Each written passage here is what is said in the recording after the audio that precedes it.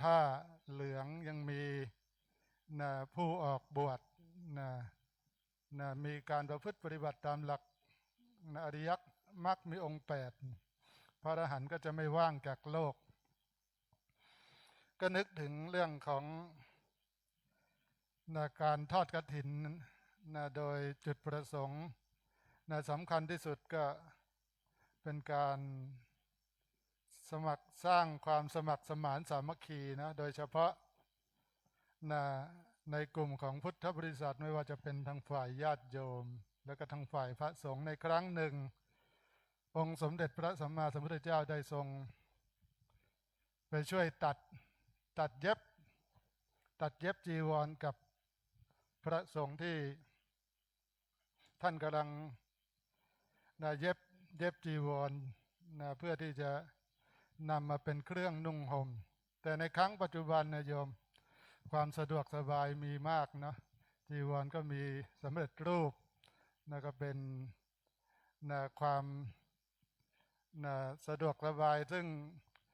ทั้งสายวัดป่านี่ยังมีอยู่ในการกะตัดเย็บย้อมนะจีวรผ้าผืนใดผืนหนึ่งให้เสร็จภายในวันนั้นในเรื่องของกฐินก็เป็นเรื่องนะที่นะให้นะทุกคนได้แสดงออกถึงความสามัคคีก็นึกถึงองค์สมเด็จพระสัมมาสัมพุทธเจ้าโยมในครั้งหนึ่งเนาะในครั้งหนึ่งองค์สมเด็จพระสัมมาสัมพุทธเจ้าเนี่ยได้เกิดเป็นมหาทุกขตะมหาทุกขตะเป็นใครมหาทุกขตะก็เป็นคนยากจนนะไอ้ทุกขตะอย่างเดียวก็คือจนแล้วแต่ว่ามหาทุกขตะนั่นก็คือจนมากๆนะเป็นคนยากจนมากๆเกิดในครั้งนะสมัยที่พระเจ้าปทุมุตตระนะมาตรัสรู้นุตตระสัมมาสัมโพธิญาณเป็นพระพุทธเจ้าอยู่ในโลกนะถ้าย้อนจากยุคปัจจุบันของเรานะย้อนท่านบอกว่าย้อนไป100,000 กับนะ100,000 กับสมัยนั้นพระเจ้าปทุมุตตระนั้นได้ทรงจำพรรษาโยมจำพรรษาพร้อมกับหมู่ภิกษุสงฆ์นี่นะแล้วก็ชาวบ้านนะรวมถึงพระราชาเนี่ยก็ทำกฐินเพื่อที่จะไปถวายพระเนาะไปถวายพระนะให้ท่านนะได้มีเครื่องนุ่งห่มในสมัยนั้นเองมหาทุกขตะคือพระเจ้าของเรานะที่เป็นพระโพธิสัตว์อยู่นะท่านเป็นคนจนท่านก็มองดูนะว่าชาวบ้านเนี่ยเขากำลังจะทอดกฐินอยู่แล้วเรามีอะไรบ้างที่เป็นของมีค่าที่จะไปร่วมทำบุญกับเขาได้ปรากฏว่าที่อยู่ก็ไม่มีข้าวของเครื่องใช้ก็ไม่มีมองดูทั้งเนื้อทั้งตัวแล้วมีแต่เสื้อผ้าอยู่ชุดเดียวปรากฏว่าพระโพธิสัตว์โยมก็นึกว่าเรานี่จะเอาสมบัตินะของเราคือเสื้อผ้าเนี่ยนะไปร่วมเพื่อที่จะทอดนะกฐินว่าแล้วพระโพธิสัตว์ก็นะเดินไปที่ลำธารเนาะนะไปหาเปลือกไม้ใบไม้มานุ่งห่มแล้วก็ถอดเสื้อผ้าออกเสร็จแล้วก็ไปซักทุบแล้วก็มาตากให้แห้งแล้วพระโพธิสัตว์ก็นำเสื้อผ้าไปที่ร้านรับแลกของเก่านะร้านรับแลกของเก่าก็คงจะมีมาทุกยุคทุกสมัยนะเข้าไปก็เอาเสื้อผ้าของตัวเองนะไปเสนอกับเจ้าของร้านบอกว่าเสื้อผ้าชุดนี้จะแลกเป็นอะไรได้บ้างนะเจ้าของร้านมองเห็นเสื้อผ้าแล้วก็คิดว่าไอเสื้อผ้าของคนจนเนี่ยบางทีมันก็เปรียบเสมือนผ้าคีริ้วนะบางทีมองดูด้วยความเก่าความนะไม่นะสดสวยมองดูเหมือนผ้าคีริ้วก็คิดในใจว่าเสื้อผ้าของท่านนี่ไม่มีค่าอะไรเลยแต่ว่าเจ้าของร้านก็ใจดีอีกนะถามว่า ก็ท่านจะแลกเสื้อผ้าเนี่ยจะเอาเสื้อผ้าแลกของเนี่ยท่านจะเอาของไปทำอะไรพระโพธิสัตว์ในขณะนั้นก็ตอบว่าอ๋อเราได้เห็นบุคคลทั้งหลายเนี่ยกำลังจะทอดกฐินเนาะทอดกฐินแก่พระพุทธเจ้าปทุมุตระสัมมาสัมพุทธเจ้าเนี่ยก็อยากจะถวายกฐินมีส่วนร่วมในบุญนั้นด้วยปรากฏว่าเจ้าของร้านใจดีโยมก็เสื้อผ้านั้นมันดูเหมือนไม่มีค่าแต่เจ้าของร้านให้แลกกับเข็มอันหนึ่งนะแล้วก็ใจดีแถมได้ไปด้วยปรากฏว่าพระโพธิสัตว์ก็ได้กับเข็มโยมได้กับเข็มเนี่ยไปรวมอยู่ในบริวารของกฐินนะเพื่อที่จะถวายนะให้พระภิกษุได้ไปตัดเย็บย้อมสำเร็จเป็นเครื่องนุ่งห่มเพื่อที่จะได้ทำกิจในพระพุทธศาสนาหลังจากที่นะได้กับเข็มไปแล้วถวายกฐินเสร็จเรียบร้อยแล้วพระโพธิสัตว์ในขณะนั้นโยมเข็มเล่มเดียวเนี่ยนะแล้วก็ได้อันหนึ่งเนี่ยท่านอธิษฐานอยากจะเป็นพระพุทธเจ้าเหมือนองค์สมเด็จพระสัมมาสัมพุทธเจ้าปทุมุตระบอกว่าด้วยการถวายเข็มเล่มนี้ของข้าพเจ้านะขอให้ความเป็นสัมมาสัมพุทธเจ้านะเหมือนองค์สมเด็จพระสัมมาสัมพุทธเจ้าปทุมุตระนะจงสำเร็จแก่ข้าพเจ้านะพระเจ้าปทุมุตระพระพุทธเจ้าปทุมุตระเมื่อเล็งพยานเห็นพระโพธิสัตว์นั้นอธิษฐานแล้วก็จึงประกาศบอกว่ามหาทุกตะคนนี้นะได้ร่วมถวายในบริวารกฐินนี่มีเข็มก็ได้เนี่ยถึงแม้จะเป็นของเพียงเล็กน้อยเนี่ยแต่ว่าด้วยบารมีของท่านเนี่ยต่อไปก็จะได้ตรัสรู้อนุตตรสัมมาสัมโพธิญาณเป็นพระพุทธเจ้าองค์หนึ่งในโลกในภัทรกัปชื่อสมณะโคดมก็คือพระพุทธเจ้าของเรานะโยมลองสังเกตดูพระพุทธเจ้าของเรานะไม่ใช่ว่าจะเกิดมารวยเกิดเป็นพระราชาเกิดเป็นเทวดาอยู่ตลอดเวลานะเพราะบางครั้งในบางชาติอาจจะเผลอผิดพลาดทำให้ชีวิตตกต่ำไปก็มีอย่างชาติที่เกิดในชาติพระพุทธเจ้าปทุมุตระเนี่ยนะพระโพธิสัตว์เกิดเป็นมหาทุกตะเป็นคนยากจนแล้วไม่ใช่จนธรรมดานะจนมากนี่แต่ว่าก็อาศัยความศรัทธาในศาสนาพระพุทธเจ้าของเราก็ดีแม้แต่พระอรหันต์ทั้งหลายก็ตามโยมท่านปรารถนาเหมือนกันคือปรารถนาพระนิพพานนี่แหละเราทุกคนเหมือนกันนะถ้าอยากเอาอย่างพระพุทธเจ้าก็คือปรารถนาพระนิพพานนะปรารถนาพระนิพพานอย่างเดียวได้ทุกอย่างได้เป็นพระเจ้าจักรพรรดิเป็นพระราชาเป็นเทวดาเป็นพรหมเพราะว่าบนเส้นทางสายแห่งพระนิพพานนะ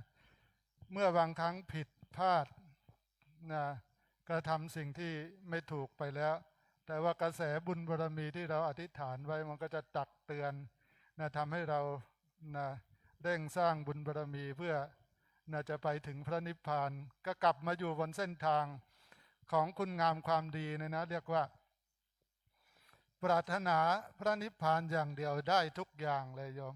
อย่างบางคนทำบุญใส่บาตรโยมจะประคุณขอให้ฉันรวยชาติหน้าขอให้รวยกว่านี้แต่ว่ารวยเนี่ยถ้าเกิดเราประมาทขาดสติก็เอาความรวยไปเบียดเบียนเขาไปทำร้ายเขารวยแล้วก็กลับมาจนได้เพราะรวยเป็นของไม่เที่ยงบางคนปรารถนาให้สวยปรารถนาให้ฉลาดสวยหล่อแล้วก็กลับมาขี้เหร่ได้ฉลาดแล้วก็กลับมาโง่ได้แต่ปรารถนาพระนิพพานได้ทุกอย่างโยมได้ทั้งความรวยความสวยความหล่อความฉลาดฉะนั้นในช่วงเทศกาลออกพรรษาเนี่ยก็มีกิจกรรมที่จะส่งเสริมทำให้ญาติโยมนั้นได้สร้างบารมี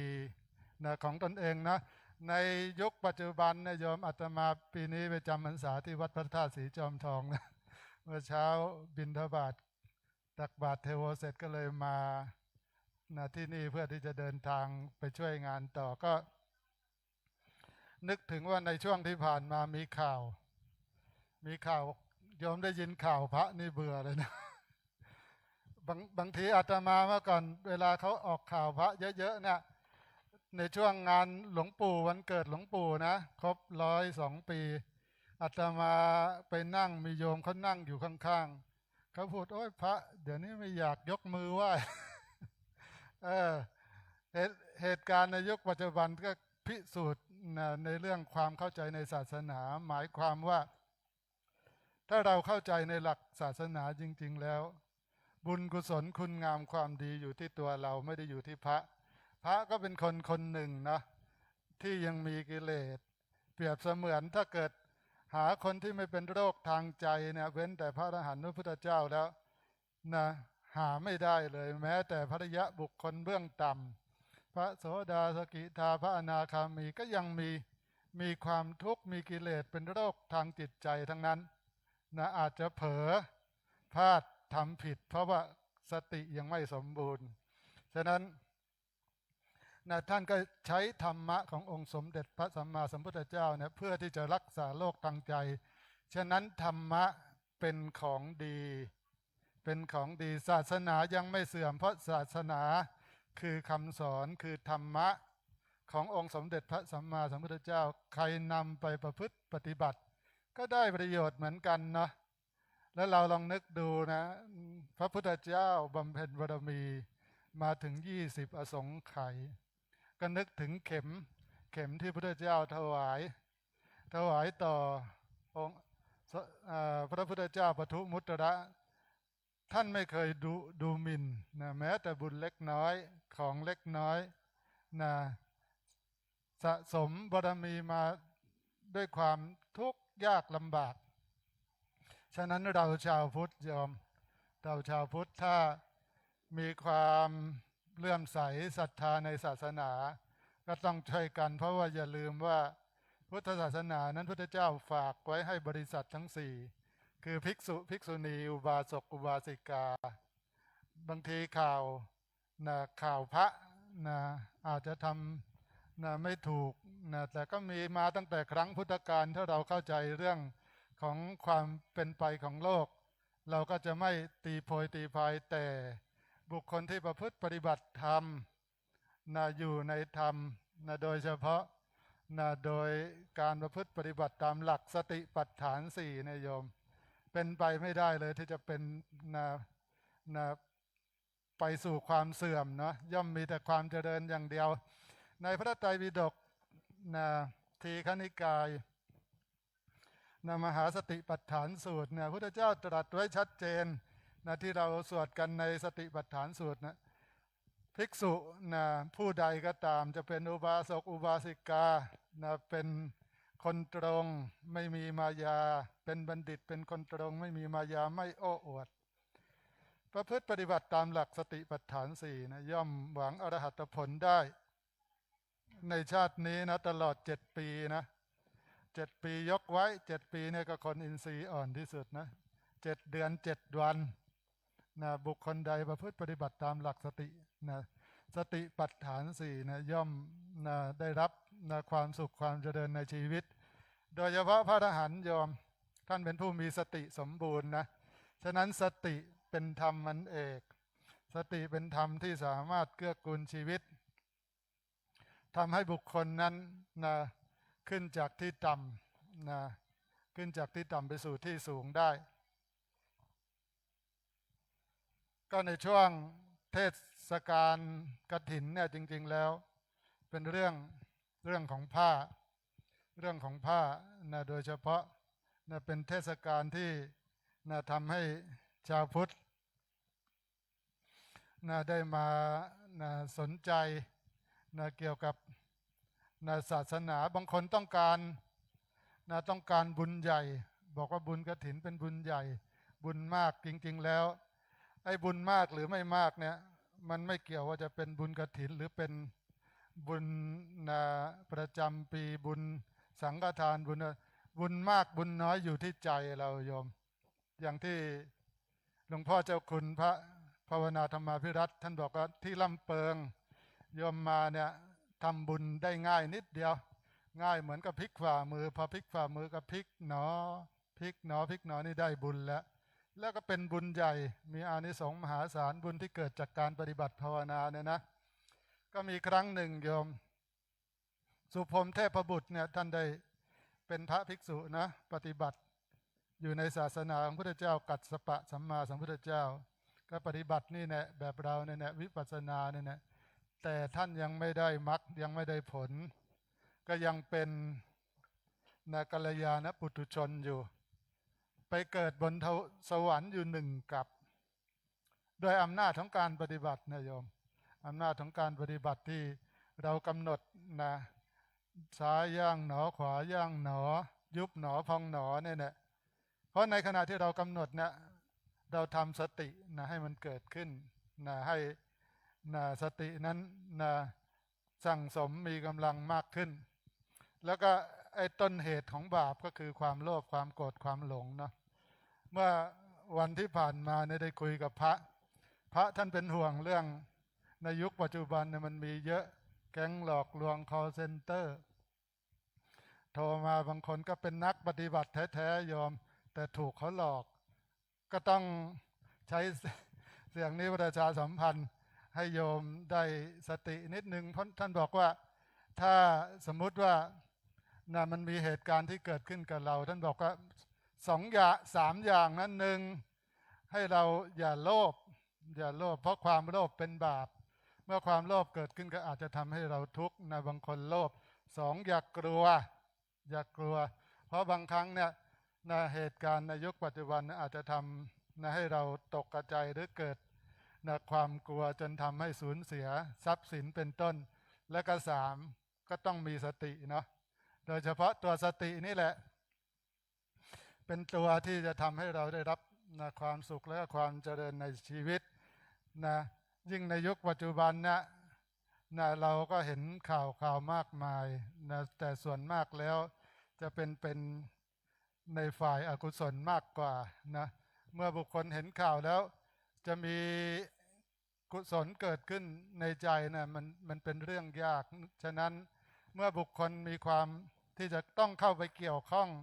กับสิ่งเหล่านั้นแล้วโยมต้องพยายามตั้งสติดีๆหรือกำหนดอย่างที่หลวงปู่บอกหลวงปู่ทองสิริมังคโลบุรพาจารย์ซึ่งเป็นผู้แนะนำในการประพฤติปฏิบัติสติปัฏฐานวิปัสสนาตามแนวสติปัฏฐาน4มีการพิจารณากายในกายเวทนาในเวทนาจิตในจิตธรรมในธรรมแล้วก็ในวันนี้วันนี้ก็จะมีกิจกรรมหลังจากการทำวัดสวดมนต์ภาคเย็นก็ใช้เสียงประชาสัมพันธ์เพื่อที่จะให้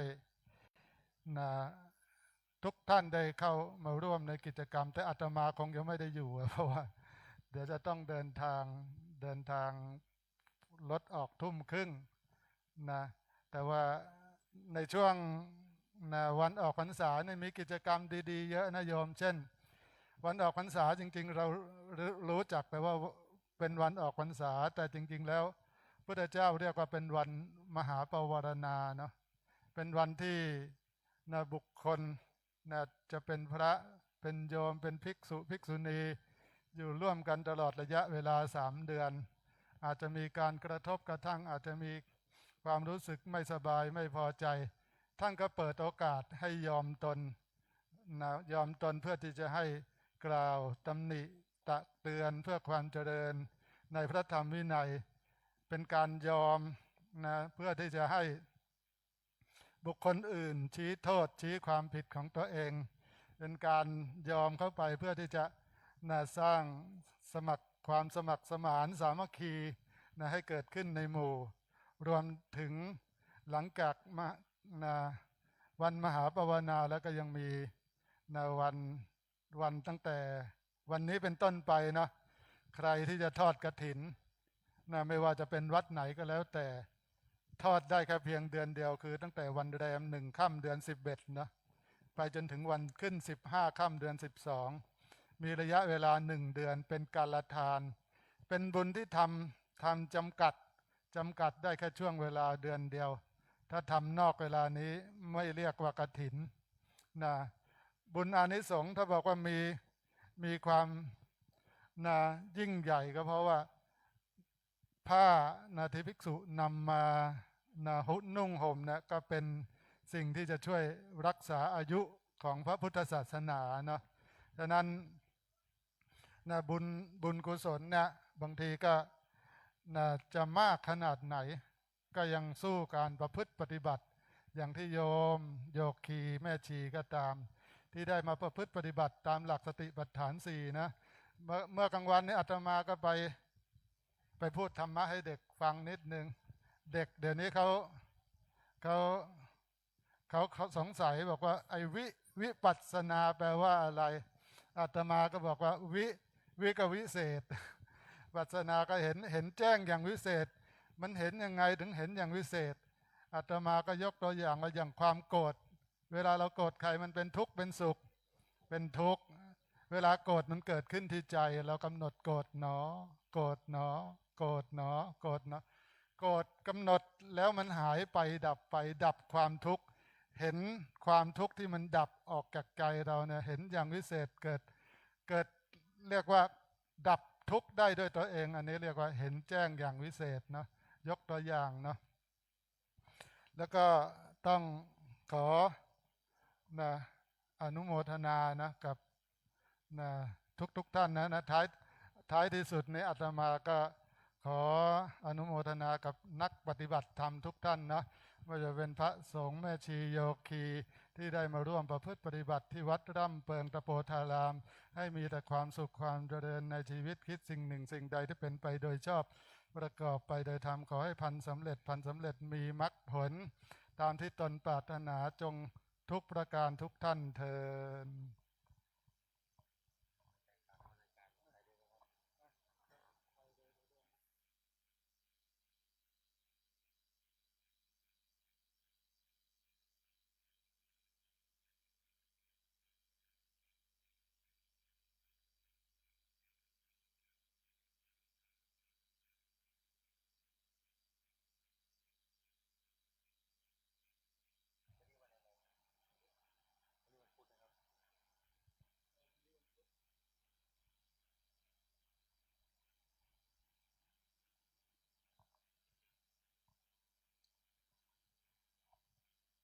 สมควรแก่เวลานิมนต์พระภิกษุสงฆ์เจริญพรไม่เคียวคีคุกเข่ากราบพระพร้อมกันอัญเชรีวันทาอภิวาทอัญเชรีวันทาอภิวาทอัญเชรีวันทาอภิวาทอัญเชรีวันทาอัญเชรีให้เปิดหนังสือไปที่หน้า1นะเล่มใหญ่สวดมนต์แปลก่อนเนาะโยโสภะคะวาอะระหังสัมมาสัมพุทโธพระผู้มีพระภาคเจ้านั้นพระองค์ใดเป็นพระอรหันต์ดับเพลิงกิเลสเพลิงทุกข์สิ้นเชิงตรัสรู้ชอบได้โดยพระองค์เองสวากขาโตเยนะภะคะวะตาธัมโมพระธรรมเป็นธรรมอันพระผู้มีพระภาคเจ้าพระองค์ใดตรัสไว้ดีแล้วสุปฏิปันโนยัสสะภะคะวะโตสาวกสังโฆพระสงฆ์สาวกของพระผู้มีพระภาคเจ้าพระองค์ใด ตัมมยังภะคะวันตังสะธัมมังสะสังฆังอิเมหิสการเรหิยะถาระหังอาโรปิเตหิอภิปุชยามะข้าพระเจ้าทั้งหลายขอบูชาอย่างยิ่งซึ่งพระผู้มีพระภาคเจ้าพระองค์นั้นพร้อมทั้งพระธรรมและพระสงฆ์ด้วยเครื่องสักการะทั้งหลายเหล่านี้อันยกขึ้นตามสมควรแล้วสาธุโนพันเตภควาสุจิระปาริเนพุตโตปิข้าแด่พระองค์ผู้เจริญพระผู้มีพระภาคเจ้าแม้ปรินิพพานนานแล้วทรงสร้างคุณอันสำเร็จประโยชน์ไว้แก่ข้าพระเจ้าทั้งหลายปัจฉิมาชนตานุกรรมปมานาสามทรงมีพระหฤทัยอนุเคราะห์แก่พวกข้าพระเจ้าอันเป็นชนรุ่นหลังอิเมสกาเลทุกขตาปันนาการภูเตปฏิคันธาตุขอพระผู้มีพระภาคเจ้าจงรับเครื่องสักการะอันเป็นบรรณาการของคนยากทั้งหลายเหล่านี้อัมหากังทีครตังหิตายะสุขายะเพื่อประโยชน์และความสุขแก่ข้าพระเจ้าทั้งหลายตลอดกาลนานเทินอะระหังสัมมาสัมพุทโธภควาพระผู้มีพระภาคเจ้าเป็นพระอรหันต์ดับเพลิงกิเลสเพลิงทุกข์สิ้นเชิงตรัสรู้ชอบได้โดยพระองค์เองพุทธังภควันตังอภิวาเทมิข้าพระเจ้าอภิวาทพระผู้มีพระภาคเจ้าผู้รู้ผู้ตื่นผู้เบิกบานสวากขาโตภควตาธัมโมพระธรรมเป็นธรรมที่พระผู้มีพระภาคเจ้าตรัสไว้ดีแล้วธัมมังนามัสสามิข้าพระเจ้านามัสการพระธรรมสุปฏิปันโนภควโตสาวกสังโฆพระสงฆ์สาวกของพระผู้มีพระภาคเจ้าปฏิบัติดีแล้วสังฆังนามามิข้าพระเจ้านอบน้อมพระสงฆ์หันธรรมยังพุทธัสสะภควโตบุพภาคณมกาลังกโรมัสเสนะโมตัสสะภะคะวะโตขอนอบน้อมแด่พระผู้มีพระภาคเจ้าพระองค์นั้นอะระหะโตซึ่งเป็นผู้ไกลจากกิเลสสัมมาสัมพุทธ ธัสสะตรัสรู้ชอบได้โดยพระองค์เองนะโมตัสสะภะคะวะโตขอนอบน้อมแด่พระผู้มีพระภาคเจ้าพระองค์นั้นอะระหะโตซึ่งเป็นผู้ไกลจากกิเลสสัมมาสัมพุทธัสสะตรัสรู้ชอบได้โดยพระองค์เองนะโมตัสสะภะคะวะโตขอนอบน้อมแด่พระผู้มีพระภาคเจ้าพระองค์นั้นอะระหะโตซึ่งเป็นผู้ไกลจากกิเลสสัมมาสัมพุทธัสสะตรัสรู้ชอบได้โดยพระองค์เองเปิดหนังสือไปที่หน้า19นะ19หันธรรมยังพุทธานุสตินยังกโรมัสเสตังโคปานาภะคะวันตังเอวังกัลยาโนกิติสัทโธอภุคโตก็กิตติศัพท์อันงามของพระผู้มีพระภาคเจ้านั้น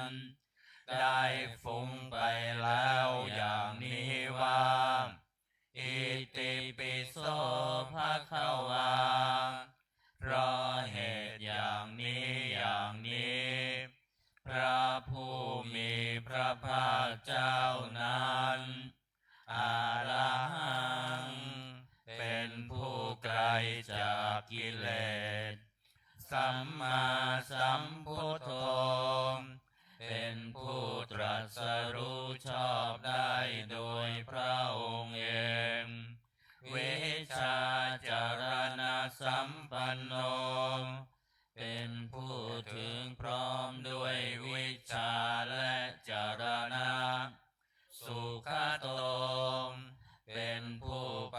แล้วด้วยดีโลกวิทูเป็นผู้รู้โลกอย่างแจ่มแจ้งอนุตตโรปุริสธรรมสารถิเป็นผู้สามารถฝึกบุรุษที่สมควรฝึกได้อย่างไม่มีใครยิ่งกว่าสัทธาเทวมนุษย์สานังเป็นครูผู้สอนของเทวดาและมนุษย์ทั้งหลายพุทโธ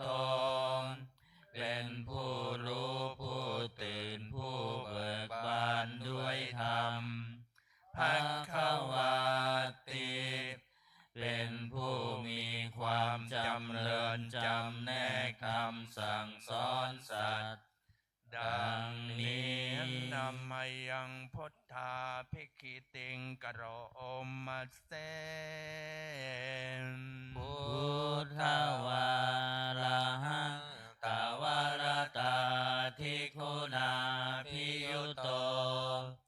พระพุทธเจ้าประกอบด้วยคุณ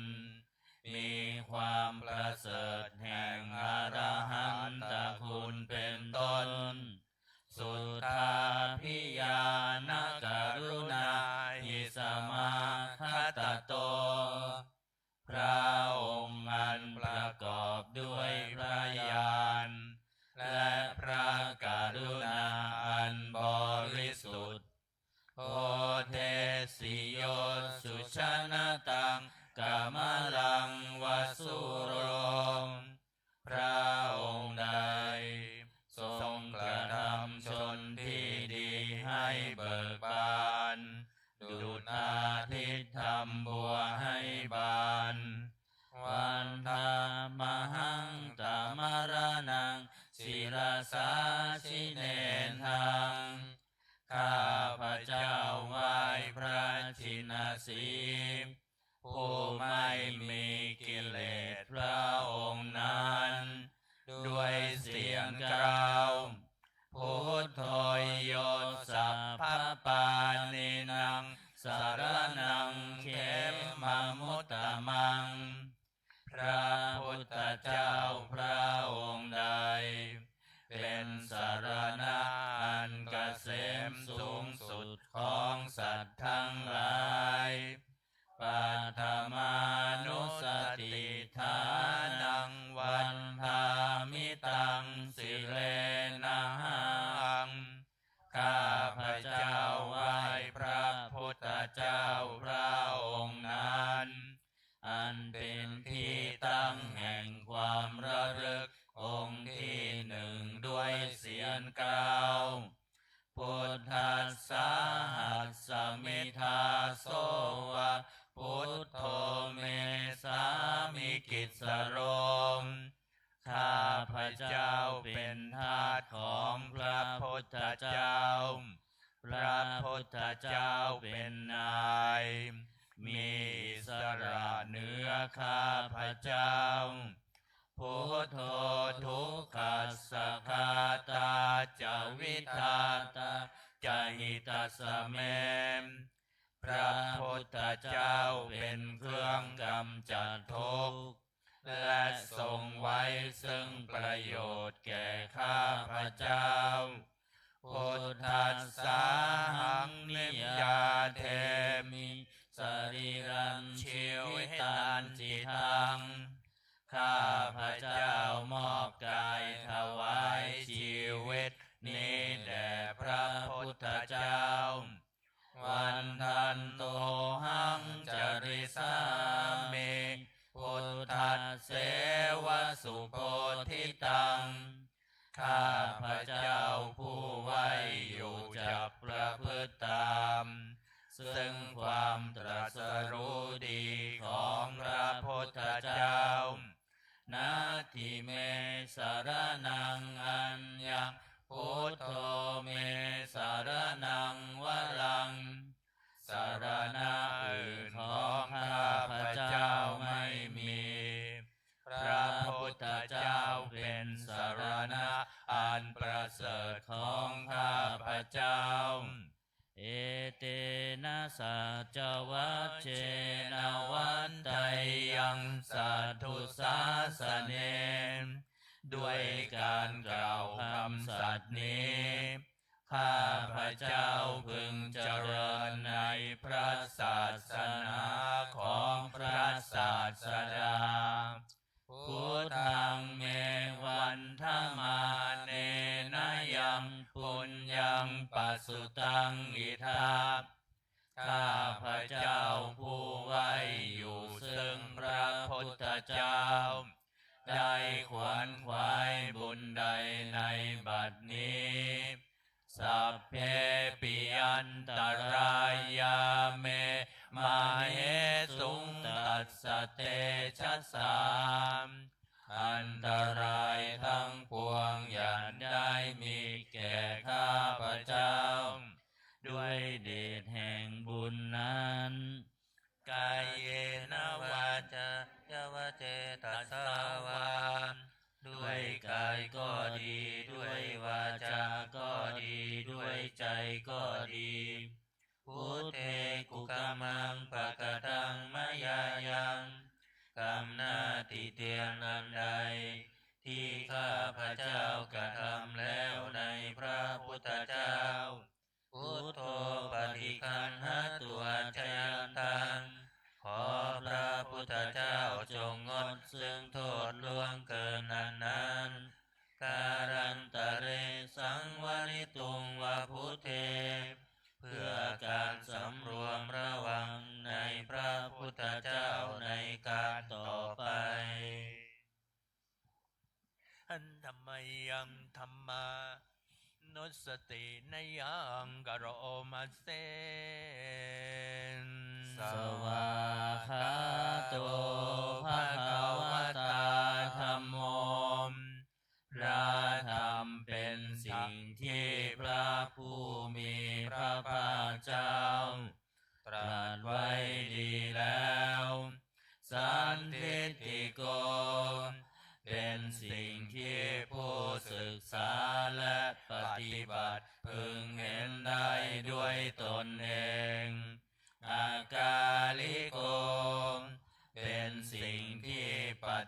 ดได้ และให้ผลได้ไม่จำกัดการ เอหิปัสสิโก เป็นสิ่งที่ควรกล่าวกับผู้อื่นว่า ท่านจงมาดูเถิด โอปัญญิโก เป็นสิ่งที่ควรน้อมเข้ามาใส่ตัว ปัจจตังเวทิตาโพวินโยหิติ เป็นสิ่งที่ผู้รู้ก็รู้ได้เฉพาะตน ดังนี้ธรรมยังธรรมาภิกขิติงกโรมาเทมสวากขาตตาทิคุณโยขาวเสนาสยโยมพระธรรมเป็นสิ่งที่ประเสริฐเพราะประกอบด้วยคุณ คือความที่พระผู้มีพระภาคเจ้า ตรัสไว้ดีแล้วเป็นต้น โยมัคคปากปริยัติวิโมกขเพทม เป็นธรรมอันจำแนกเป็นมรรคผลปริยัติและนิพพานธัมโมกุโลกัปปัตตนากัทธาริธาเร เป็นธรรมทรงไว้ซึ่งผู้ทรงธรรม จากการตกไปสู่โลกที่ชั่ว วันธามหังตามหารังวรธรรมเมตัง ข้าพระเจ้าไหว้พระธรรมอันประเสริฐนั้น อันเป็นเครื่องขจัดเสียซึ่งความมืดธัมโมโยสัพพปานินังสารนังเขมมุตตมัง พระธรรมใดเป็นสารณะอันเกษมสูงสุดของสัตว์ทั้งหลายทุติยานุสติฐานังวันทามิตังสิเรนัง ข้าพระเจ้าไหว้พระธรรมนั้น อันเป็นที่ตั้งแห่งความระลึกองค์ที่สองด้วยเสียงกล่าวธรรมสาหัสสมิทาโสภะธัมโมเมสามิกิสโรม ข้าพระเจ้าเป็นทาสของพระธรรม พระธรรมเป็นนายมีอิสระเหนือข้าพระเจ้าธัมโมทุกขัสสะคาตาจะวิตาตาจะหิตสสเม พระธรรมเป็นเครื่องกำจัดทุกข์และทรงไว้ซึ่งประโยชน์แก่ข้าพระเจ้าธัมมัสสาหังนิยาเทมิสรีรันชีวิตันจิทัง ข้าพระเจ้ามอบกายถวายชีวิตนี้แด่พระธรรมวันทันโตหังจริสามิธัมมัสเสวสุธรรมตัง ข้าพระเจ้าผู้ไว้อยู่จากประพฤติตามซึ่งความเป็นธรรมดีของพระธรรมนาทิเมสารนังอัญญังธัมโมเมสารนังวัลลัง สารณะอื่นของข้าพระเจ้าไม่มีพระธรรมเป็นสารณะอันประเสริฐของข้าพระเจ้าเอเตนะสัจจวัชเชนวัตตยังสัทธุสาสเน ด้วยการกล่าวคำสัตย์นี้ ข้าพระเจ้าพึงเจริญในพระศาสนาของพระศาสดาธัมมังเม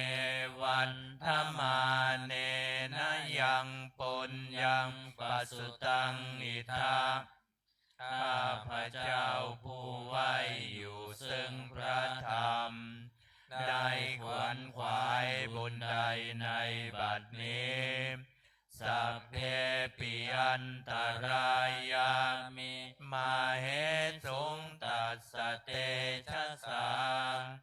อันตรายทั้งปวงอย่าได้มีแก่ข้าพระเจ้าด้วยเดชแห่งบุญนั้นกายเยนะวาจายวเจตสาวาด้วยกายก็ดีด้วยวาจาก็ดีด้วยใจก็ดีธัมเมกุกัมมังปะกตังมยายังกรรมนาติเตียนันใดที่ข้าพระเจ้ากระทำแล้วในพระธรรมธัมโมปฏิคันหตัวจยันตังขอพระธรรมจงงดซึ่งโทษล่วงเกินนั้นกาลันตะเลสังวริตุงวัฏัมเมเพื่อการสำรวมระวังในพระธรรมในการต่อไปอันดมัยยังสังขานุสตินยังกโรมาเซนสุปฏิปันโนภะคะวะโตสาวกสังโฆสงฆ์สาวกของพระผู้มีพระภาคเจ้าปฏิบัติดีแล้วอุชุปฏิปันโนภะคะวะโตสาวกสังโฆสงฆ์สาวกของพระผู้มีพระภาคเจ้าปฏิบัติตรงแล้วยายะปฏิปันโนภะคะวะโตสาวกสังโฆสงฆ์สาวกของพระผู้มีพระภาคเจ้าปฏิบัติเพื่อรู้ธรรมเป็นเครื่องออกจากทุกข์แล้วสามีจิปฏิปันโนภะคะวะโตสาวกสังโฆสงฆ์สาวกของพระผู้มีพระภาคเจ้าปฏิบัติสมควรแล้วญาติทังได้แก่บุคคลเหล่านี้คือจัตตาลิปุริสยุคานิอัตถปุริสบุคลาผู้แห่งบุรุษสี่คู่นับเรียงตัวบุรุษได้8บุรุษเอสะภะคะวะโตสาวกสังโฆนั่นแหละสงฆ์สาวกของพระผู้มีพระภาคเจ้าอาหุนายโยมเป็นสงควรแก่สักการะที่เขานำมาบูชาปาหุนายโยมเป็นสงควรแก่สักการะที่เขาจัดไว้ต้อนรับทักขินายโยมเป็นผู้ควรรับทักษิณาทานอัญชลีกรณิยมเป็นผู้ที่บุคคลทั่วไปควรทำอัญชลีอนุตตรังปุญญเกตังโลกัสสติเป็นเนื้อนาบุญของโลกไม่มีนาบุญอื่นยิ่งกว่าดังนี้นามัยยังสังฆาภิกขิติงกโรมาเตมสัทธัมมโชสุปฏิปฏิคุณาทิยุตโต พระสงฆ์ที่เกิดโดยพระสัทธรรมประกอบด้วยคุณมีความปฏิบัติดีเป็นต้นโยทัพพิโทอริยบุคคลสังฆเสโทเป็นหมู่แห่งพระอริยบุคคลอันประเสริฐแปดจำพวกศีลาธิธรรมปวลาสยกายจิตโตมีกายและจิตนั้นอาศัยธรรมมีศีลเป็นต้นอันบวรวันธามหังตามริยานักนังสุทังข้าพเจ้าไหว้หมู่แห่งพระอริยเจ้าเหล่านั้นอันบริสุทธิ์ด้วยดีสังโฆโยสัพพปานินังสารนังเขมมัมมุตตมังพระสงฆ์หมู่ใดเป็นสารณะอันเกษมสูงสุดของสัตว์ทั้งหลายตติยานุสติฐานังวันธามิตังสิเรนังข้าพเจ้าไหว้พระสงฆ์หมู่นั้นอันเป็นที่ตั้งแห่งความระลึกองค์ที่สามด้วยเสียงกล่าวสังฆัสสะหัสสมิทาโสวะสังโฆเมสามิกิสโรมข้าพเจ้าเป็นทาสของพระสงฆ์พระสงฆ์เป็นนายมีอิสระเหนือข้าพเจ้าสังโฆทุกขัสสะคาตาจะวิทาตาจะหิตัสสะเมพระสงฆ์เป็นเครื่องกำจัดทุกข์และทรงไว้ซึ่งประโยชน์แก่ข้าพเจ้าสังฆัสสะหังนิยาเทเมสาริรันชีวิตันจิตังข้าพเจ้ามอบกายถวายชีวิตนี้แด่พระสงฆ์วันทันโตหังจริสามิสังฆัสโสปฏิปันนตังข้าพเจ้าผู้ไว้อยู่จากประพฤติตามซึ่งความปฏิบัติดีของพระสงฆ์นาทิเมสารนังอันยังสังโฆเมสารนังวรังสารณะอื่นของข้าพเจ้าไม่มีพระสงฆ์เป็นสารณะอันประเสริฐของข้าพเจ้า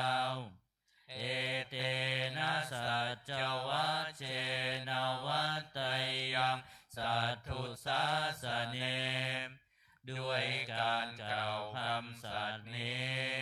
ข้าพเจ้าพึงเจริญในพระศาสนาของพระศาสดาสังฆังเมวันธมาเนนะยังปุญญังปัสสุตังอิทา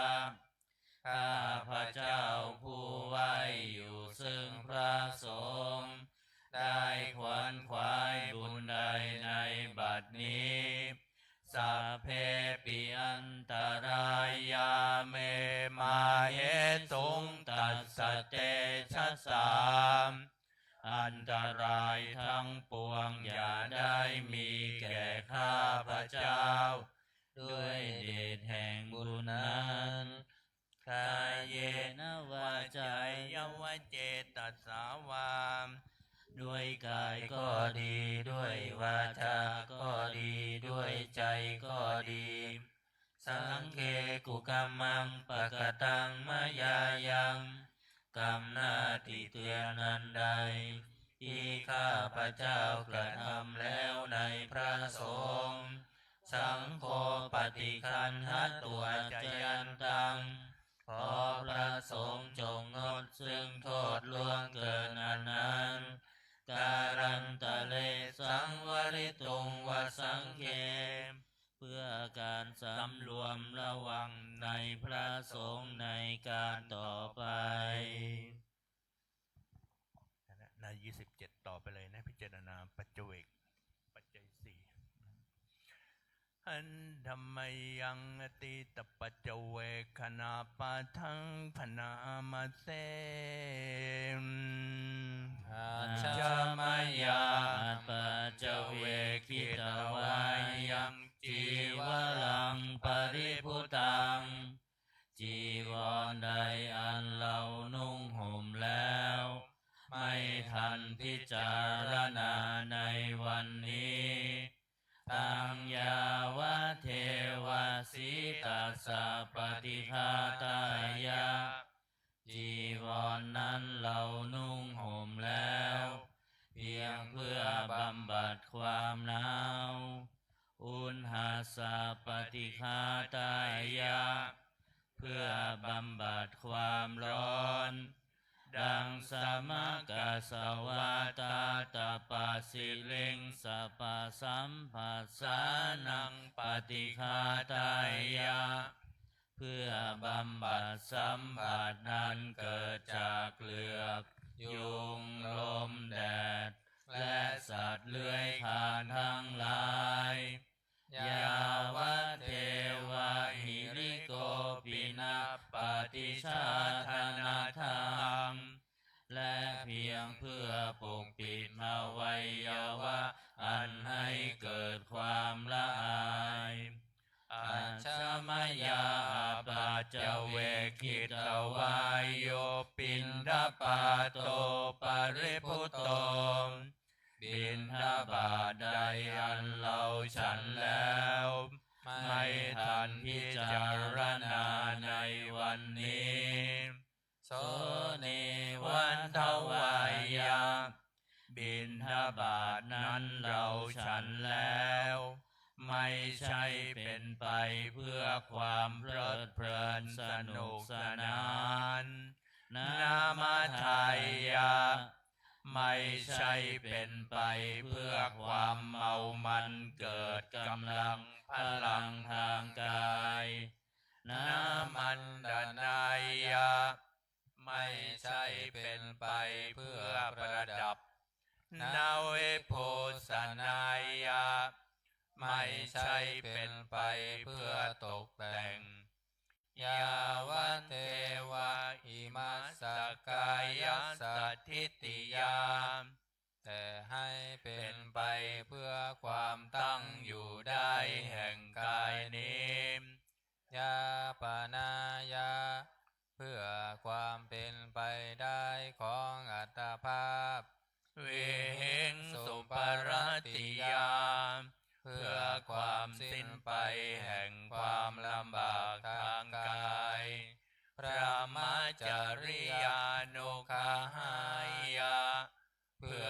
อนุเคราะห์แก่การประพฤติพรหมจรรย์อิติปุรานันจะเวทนังปฏิหังคามิด้วยการทำอย่างนี้เราย่อมระงับเสียได้ซึ่งทุกขเวทนาเก่าคือความหิวนาวันจะเวทนังนาอุปาเทสา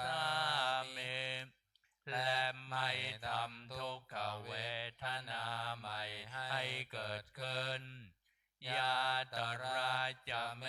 ภเวสติยานวัชตาจะพาสุวิหาโลจาเตหาหนึ่งความเป็นไปโดยสะดวกแห่งอัตภาพนี้ด้วยความเป็นผู้หาโทษมิได้ด้วยและความเป็นอยู่โดยผาสุขด้วยจากมีแก่เราดังนี้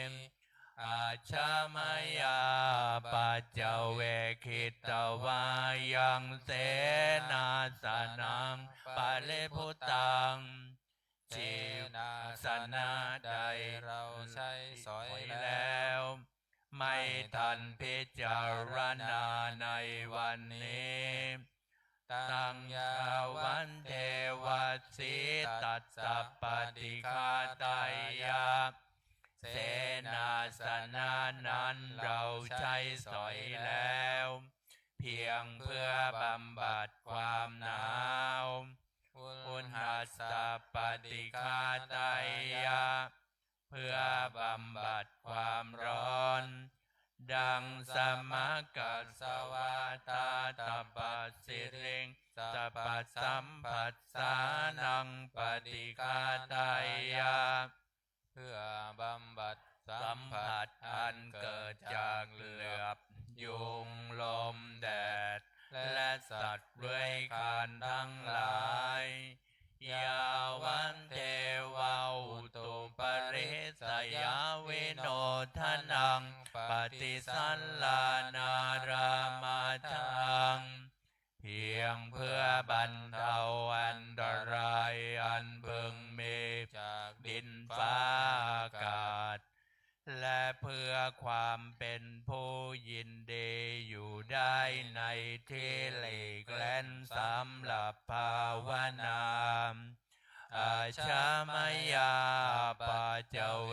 คิตวายโยคิลานะปัจจยาเปสัตทัปปริคาโลปริพุตโตมคิลานะเพสัตบริขารใด อันเราบริโภคแล้ว ไม่ทันพิจารณาในวันนี้ โสยาวันเทวาอุปันนานังวัยยาภาธิกานังเวทนานังปฏิฆาตายา ที อิ ลา ลา นะ นะ เพ เพ สั สั ต ต บบ บ ริ ริ ขา ขาร ร นั้ นั้น น เราบริโภคแล้ว เพียงเพื่อบำบัดทุกขเวทนาอันบังเกิดขึ้นแล้ว มีอาพาธต่างๆเป็นมูล อาพยาปัชชาปรมตายาติ เพื่อความเป็นผู้ไม่มีโรคเบียดเบียนเป็นอย่างยิ่ง ดังนี้ดัมมัยยังวริสนาดิรณคาทายโยปนามาเสมอิมินาปุญญากาเมนะด้วยบุญนี้อุทิศให้ อุปัชฌายาคุณุตตรา อุปัชฌาย์ผู้เลิศคุณ อาจาริยุปการาจาและอาจารย์ผู้เกื้อหนุน มาตาปิตาจยาตกา ทั้งพ่อแม่และปวงญาติ สุริโยจันทิมาราชา สุจันทร์และราชา คุณวันตานาราปิจา ผู้ทรงคุณหรือผู้สูงชาติ พระมามาลาจาอินทาจา พรหมาและอินทราช โลกปาลาจาเทวตา ทั้งถวยเทพและโลกบาล ยะโมมิตามนุษสาจายมมาราชมนุษย์มิตรมัชฌตาเวริกาปิจา ผู้เป็นกลางผู้จ้องผรานสัพเพสัตตาสุขีโหนตุ ขอให้เป็นสุขสารทุกทั่วหน้าอย่าทุกข์ทน ปุญญานิปกตานิเม บุญผองที่ข้าทำจงช่วยอำนวยสุภผล สุขังจติวิทังเทนตุ ให้สุขสามอย่างล้นขีปังปะเปทโวมะตัง ให้รู้ถึงนิพพานพลันอิมินาปุญญกรรมเมนะด้วยบุญนี้ที่เราทำอิมินาอุทิเสนาจาและอุทิศให้ปวงสัตว์ขิปาหังสุรเพเจวะเราพันได้ซึ่งการตัดตัณหุปาทานเฉทนังตัวตัณหาอุปาทานเยสันตาเนหินาธรรมาสิ่งชั่วในดวงใจยาวานิพพานโตมะมังกว่าเราจะถึงนิพพานนัสสันตุสัพพทายเยวะมาลายสิ้นจากสันดานยะถาชาโตภเวภเวทุกภพที่เราเกิดอุชุจิตังสติปัญญามีจิตตรงและสติทั้งปัญญาอันประเสริฐสันเลโควิริยัมมินามพร้อมทั้งความเพียรเลิศเป็นเครื่องขูดกิเลสหายมาลาลพันตุโนกาสังโอกาสอย่าพึงมีแก่หมู่มารสิ้นทั้งหลายกาตนจะวิริเยสุเมเป็นช่องประทุษร้ายทำลายล้างความเพียรจมพุทธาธิปวโรนาโทมพระพุทธผู้บวรนาถธัมโมนาโทวรุตตโมพระธรรมที่พึงอุดมนาโทปัจเจกพุทโธจาพระปัจเจกพุทธสงฆ์สังโฆนาโตตโรมะมังทบพระสงฆ์ที่พึงพยองเตโสตมานุภาเวนะด้วยอานุภาพนั้นมาโลกาสังลพันตุมาขอหมู่มารอย่าได้ช่องทัสสะปุญญานุภาเวนะด้วยเดชบุญทั้ง10ปองมาโลกาสังลพันตุมาอย่าเปิดโอกาสแก่มารเถิด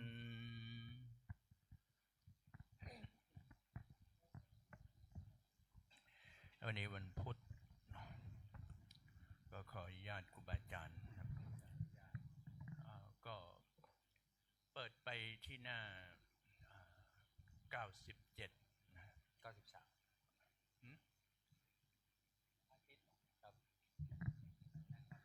อ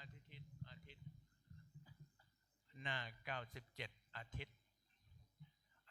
ตปริยายสูตรวันนี้วันพุธ97ก็จะได้ขึ้นนะโม9แล้วไตรสรณคมด้วยเป็นการสวดบทขัดก่อนบทขัดไม่ต้องว่าตามนะนะโมตัสสะภะคะวะโตอะระหะโตสัมมาสัมพุทธัสสะนะโมตัสสะภะคะวะโตอะระหะโตสัมมาสัมพุทธัสสะนะโมตัสสะภะคะวะโตอะระหะโตสัมมาสัมพุทธัสสะพุทธังสรณังคัจฉามิธัมมังสรณังคัจฉ ฉามิสังฆังสรณังกัจฉามิทุติยมปิพุทธังสรณังกัจฉามิทุติยมปิธัมมังสรณังกัจฉามิทุติยมปิสังฆังสรณังกัจฉามิตติยมปิพุทธังสรณังกัจฉามิตติยมปิธัมมังสรณังกัจฉามิตติยมปิสังฆังสรณังกัจฉามิ บทขัดไม่ต้องว่าตาม เวเนยธรรมโนปาเยสัพพโสปารมิงคโตอะโมคะวะจโนพุทโธอภิญญาญานุสาสโกจินนานุรูปโตจาปิธัมเมนะวินยังปะชังจินนาคิปริจาริยานังสัมโพชาระหโยคินังยะมาทิตาปริยายังเทสยันโตมโนหารังเตโสตารโรวิโมเจสิอาเสขายะวิมุตติยาตเทโวปปริขายะวินยูนังโสตุมิจฉตังทุกขตาลักขโนปายังตังสุตันตังพนามาเส เอวเมสุตังเอกังสามยังภะคะวาขยายังวิหารติขยาสีเสสันทิงภิกขุสหัสเสนตัสระโคภคะวาภิกขุอามันเตสิสัมพังภิกขเวอาทิตังกินจะภิกขเวสัพพังอาทิตังจะขุงภิกขเวอาทิตังรูปาอาทิตาจักขุวิญญาณังอาทิตังจักขุสัมผัสโสอาทิโตยัมปิทังจักขุสัมผัสสะปัจจยาอุปัชชติเวทยิตังสุขังวาทุกขังวาอาทุกขามาสุขังวาตัมปิอาทิตังเกนะอาทิตังอาทิตังราคะคินาโทสะคินาโมหะคินาอาทิตังชาติยาชรามรเนนะโสเกหิปริเทเวหิทุเขหิโทมานัสเสหิอุปายาเสหิอาทิตันติวัฏามิโสตัง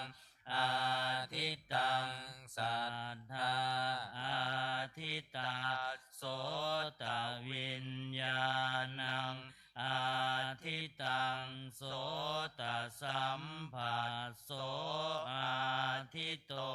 ยัมปิทังโสตสัมผัสสะปัจจยาอุปัชชติเวทยิตังสุขังวาทุกขังวาอาทุกขามาสุขังวาตัมปิอาทิตังเกณะอาทิตังอาทิตัง ราคะคินาโทสะคินาโมหะคินาอา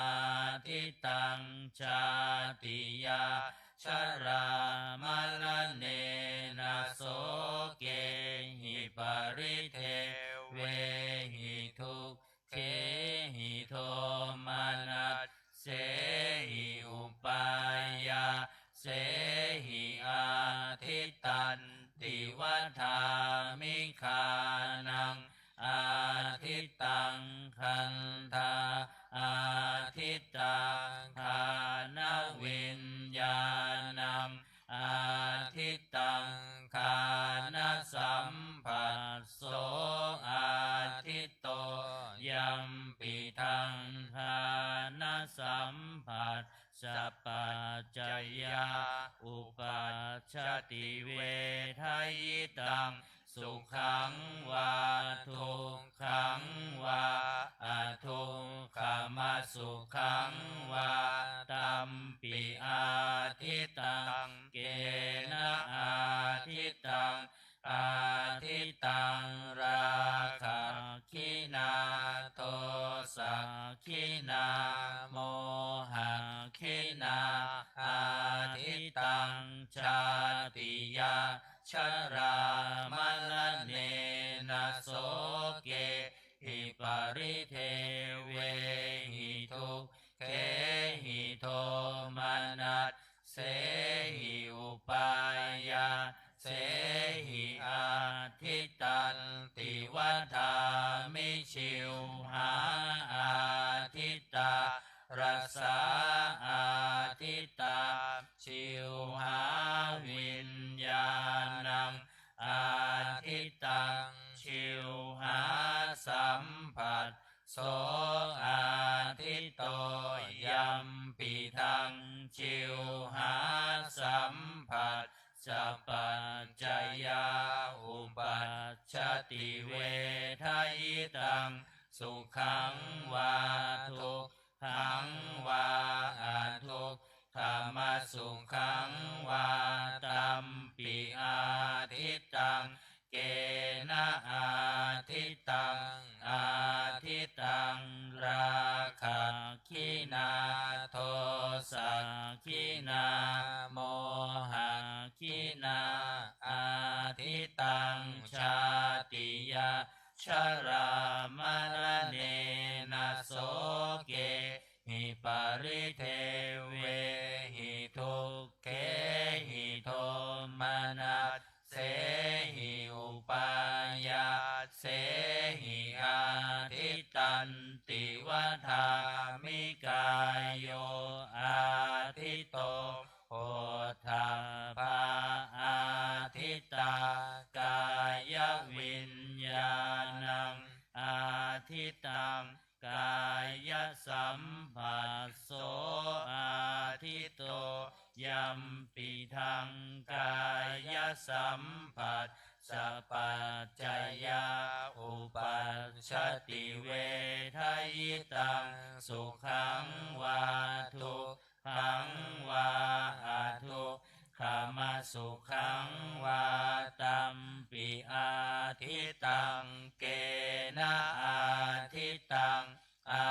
ทิตังราคะคินาโทสะ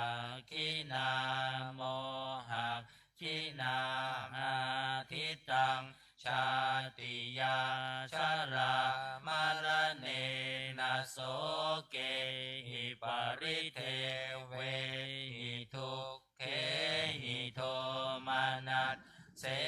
หิอุปายาเสหิอาทิตันติวัฏามิมโนอาทิตโตธัมมาอาทิตามโนวิญญาณังอาทิตังมโนสัมผัสโสอาทิตโตยัมปิทังมโนสัมผัสสัพปัจจยาอุปัชชติเวทายตังสุขังวาทุกข ขังวาอะทุกขมาสุขังวาตัมปิอาทิตังเกนะอาทิตังอาทิตังลาคะคินาโทสักคินาโมหะคินาอาทิตังชาติยาชรามนเนนะโสเกหิปริเทเวหิทุกเขหิโทมานัสเสหิอุปายาเสหิอาทิตันติวัฏามิเอวังปัสสังภิกขเวสุตวาอริยสาวโกจักขุสมิงปินิพินทติรูเปสุปินิพินทติจักขุวิญญาเนปินิพินทติจักขุสัมผัสเสปินิพินทติยัมปิทังจักขุสัมผัสสะปัจจยา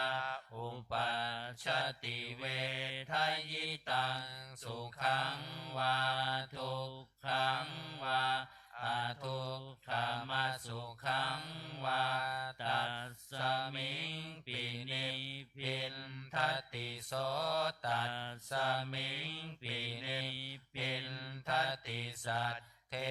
สุปินิพินทติโสตวิญญาเนปินิ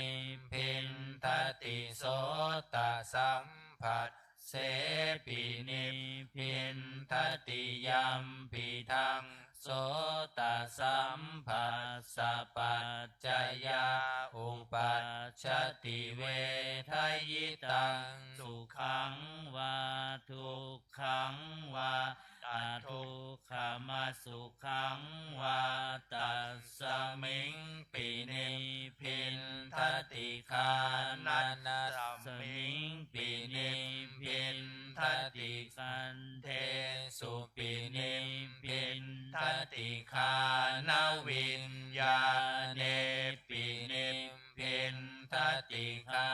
นสัมผัสเสปินิพินทติยัมปิทังคานสัมผัสสะปัจจยาอุปัชชติเวทยิตังสุขังวา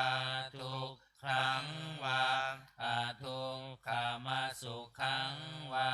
ตัสสมิงปินิพินทติชิวหายาปินิพินทติระเสสุปินิพินทติชิวหาวิญญาเนปินิพินทติชิวหาสัมผัสเสปินิพินทติยัมปิทังชิวหาสัมผัสสะปัจจยาอุปัชชติเวทยิตังสุขังวาทุกขังวาอะทุกขมาสุขังวาตัสสมิงปินิพินทติกายัสสมิงปินิพินทติโพธรรมเพสุปินิพินทติกายวิญญาเนปินิพินทติกายสัมผัสเสปินิพินทติยัมปิทังกายสัมผัสสะปัจจยาอุปัชชติเวทยิตังสุขังวาทุกขังวาอะทุกขมาสุขังวาตัสสมิงปินิพินทติมานัสสมิงปินิพินทติธัมเมสุปินิพินทติมโนวิญญาเนปินิพินทติมโนสัมผัสเสปินิ พินทติยัมปิทังมโนสัมผัสสะปัญจยาอุปปัญชติเวทยิตังสุขังวาทุกขังวาอาทุกขมสุขังวาตัสสมิงปินิพพินทตินิพพินทังวิรัชติวิราคาวิมุตจติวิมุตตัสสมิงวิมุตตามิติญาณังโหติขีนาชาติวุสิตังพรหมจริยังกตังกรณียังนาปารังอินทัตตายาติปัจจานาติติธรรมโวจะภควาอัตตมนาเตภิกขุภควโตภาสิตังอภินันทุงอิมัสสัมมิงจะปนาวัยยากรณัสสมิงพัญญมาเนตัสสะภิกขุสหัสสัสสะอนุปาทายะอาสเวหิจิตตานิวิมุตจิงสุติภวตุสัพพมังคารังรักขันตุสัพพเทวตาสัพพพุทธานุภาเวนัสสทธาโสทิภวันตุเตภวตุสัพพมังคารังรักขันตุสัพพเทวตาสัพพธรรมานุภาเวนัสสทธาโสทิภวันตุเตภวันตุสัพพมังคารังรักขันตุสัพพเทวตาสัพพสังฆานุอาเวนัสสทธาโสทิภวันตุเต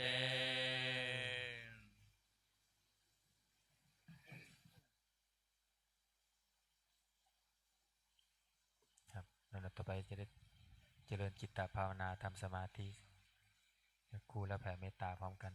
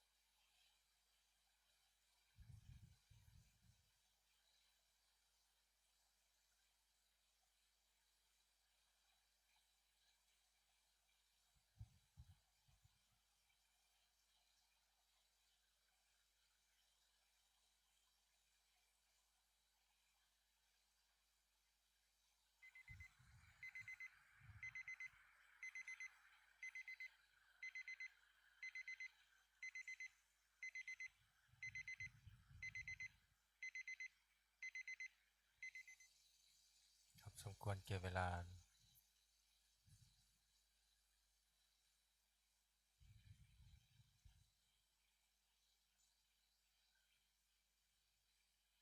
นิมนต์พระภิกษุสงฆ์เจริญพรแม่ชีโยคีเตรียมตัวกรวดน้ำอุทิศบุญกุศลแผ่เมตตาพร้อมกัน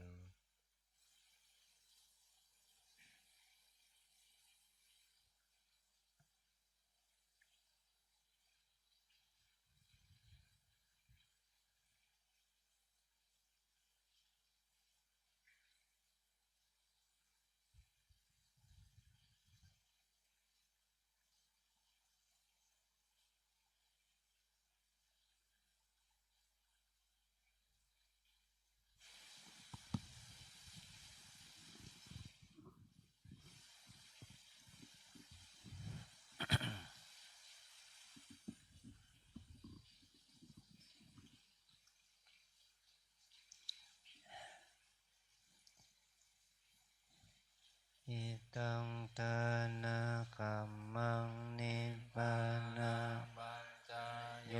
โหนตุโนนิจังอิตังศีล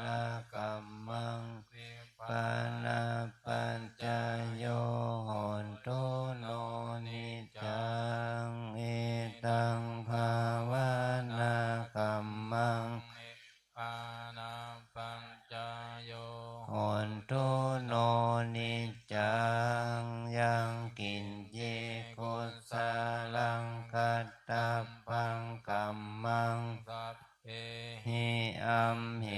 หิกาตังปุญญังโนอนุโมทันตุสุนันตุพนโตเยเตวะอัสสมิงทาเนคาตาทิคายุกาสัทธาโหนตุสัพเพสัตตาสุขีอันตานังภาริหารันตุมาตาปิตาสุกิตาโหนตุทุกขาปามุนจันตุสัมเพยาตากาสุกิตาโหนตุทุกขาปามุนจันตุสัมเพอายาตากาสุกิตาโหนตุทุกขาปามุนจันตุสัมเพปิสาสะเพยังคาสะเพเปตาสุกิตาโหนตุทุกขาปามุนจันตุสัมเพนังคันตาสุกิตาโหนตุทุกขาปามุนจันตุสัมเพเทวาสุกิตาโหนตุทุกขาปามุนจันตุสัมเพอาจาริโยปัญชายาสุขิตาโหนตุทุกขาปามุจจันตุสัมภะสัมปติโยสามิชันตุโวคุกเข่ากันท่าดวงพร้อมกัน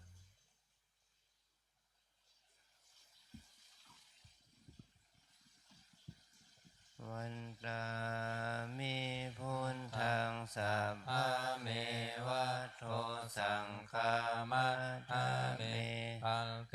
วันตามิธัมมังสัพพะเมวะโท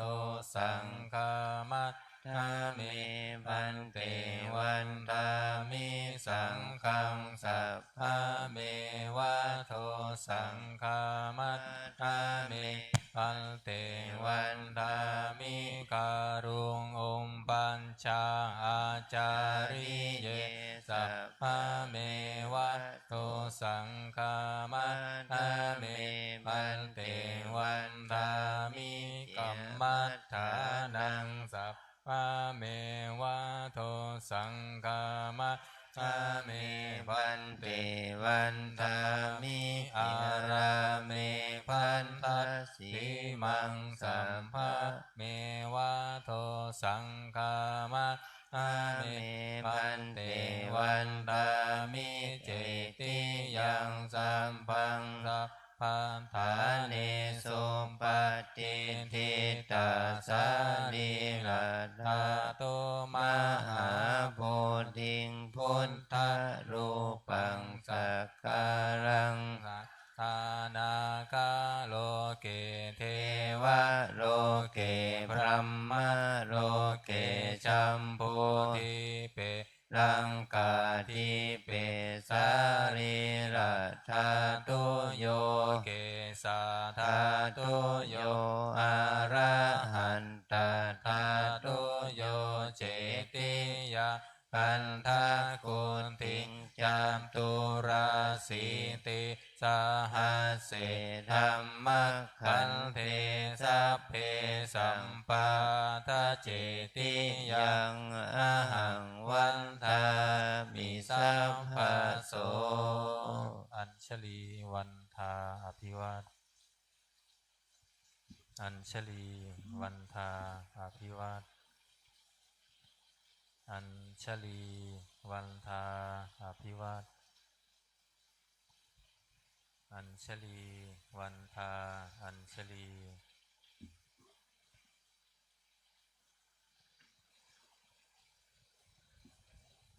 ขอนิมนต์พระภิกษุสงฆ์สามเณรเจริญพรแม่ชีโยคีก้มหมอวันทาน้อยพระอาจารย์เจ้าคุณพร้อมกัน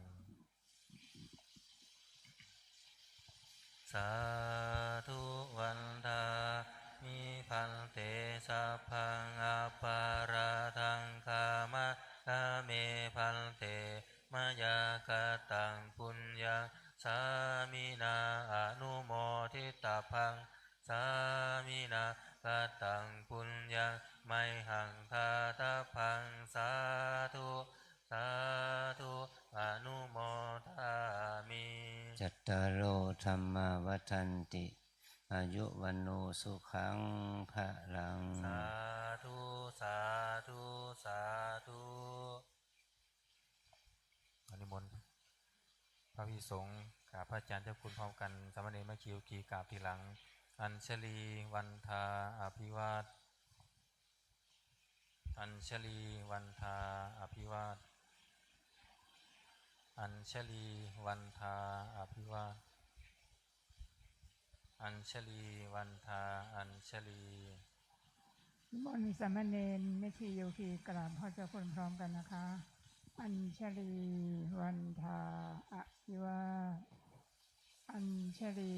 วันทาอภิวาทอัญชลีวันทาอภิวาทอัญชลีวันทาอัญชลี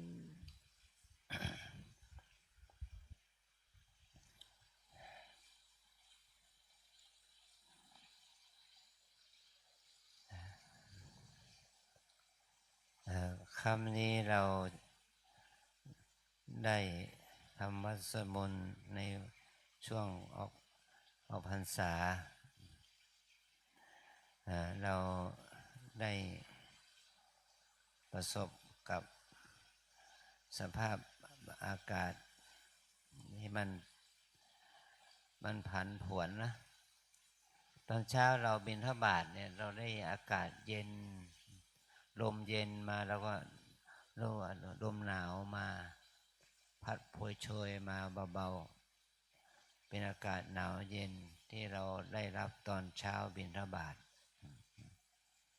เราก็คิดอยู่ในใจว่าฝนคงจะหายละตอนเย็นนี่เป็นไงฝนมาแล้วเนาะเพราะว่าลมหนาวพัดมาจากทางเหนือลมฝนพัดมาจากทางใต้มากระทบสัมผัสกันมากระทะกันก่อให้เกิดฝนนะครับว่าฝนเป็นฝนลงมาแปลว่าปลายฝนต้นหนาวนะมันก็มีฝนมา นี่เป็นมันก็เป็นธรรมชาติเดี๋ยวพวกเรามาทำกิจกรรมวันนี้เราให้เราได้นึกถึงว่า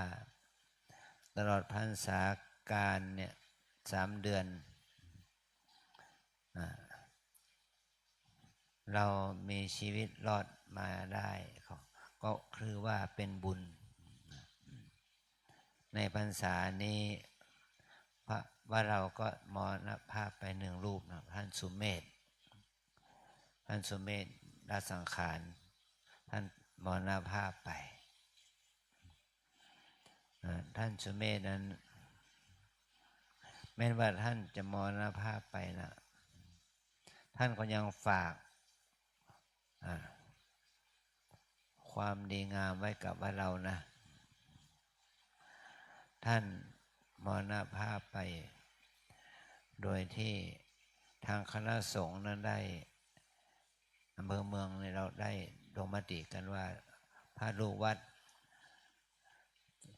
จะช่วยกันเมื่อมีความตายเกิดขึ้นวันละ 1,000 บาทก็เป็นเหตุให้ท่านสุเมธนั้นมีได้เอาปัจจัยที่ได้จากท่านตายท่านมรณภาพ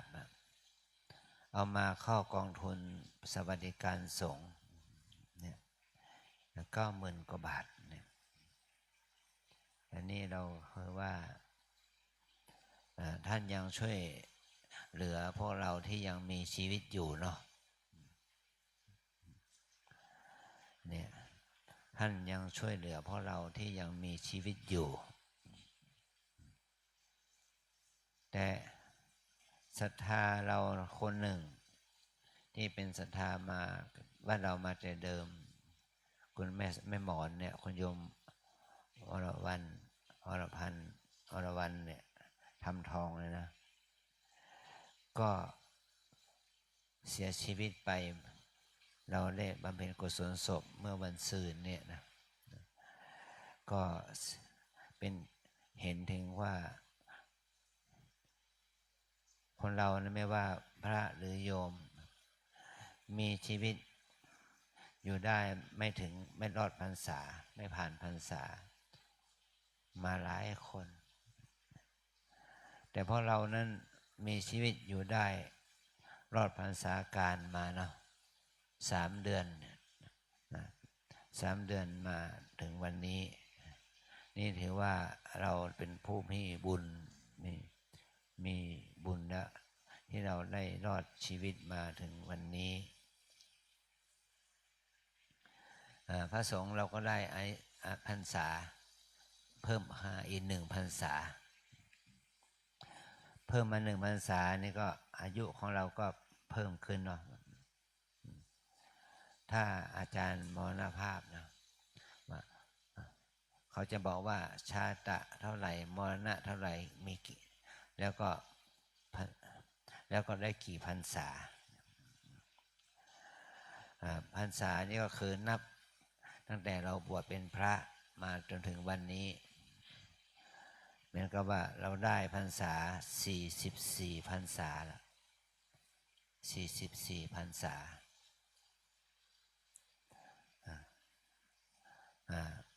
เพราะอายุของเรา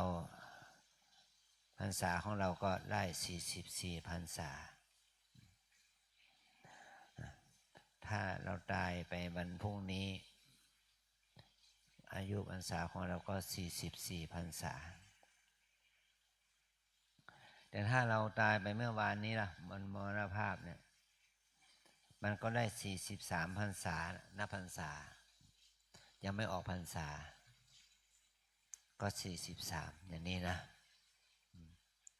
นี่นับพรรษาเนี่ยว่าการนับพรรษานี้นับ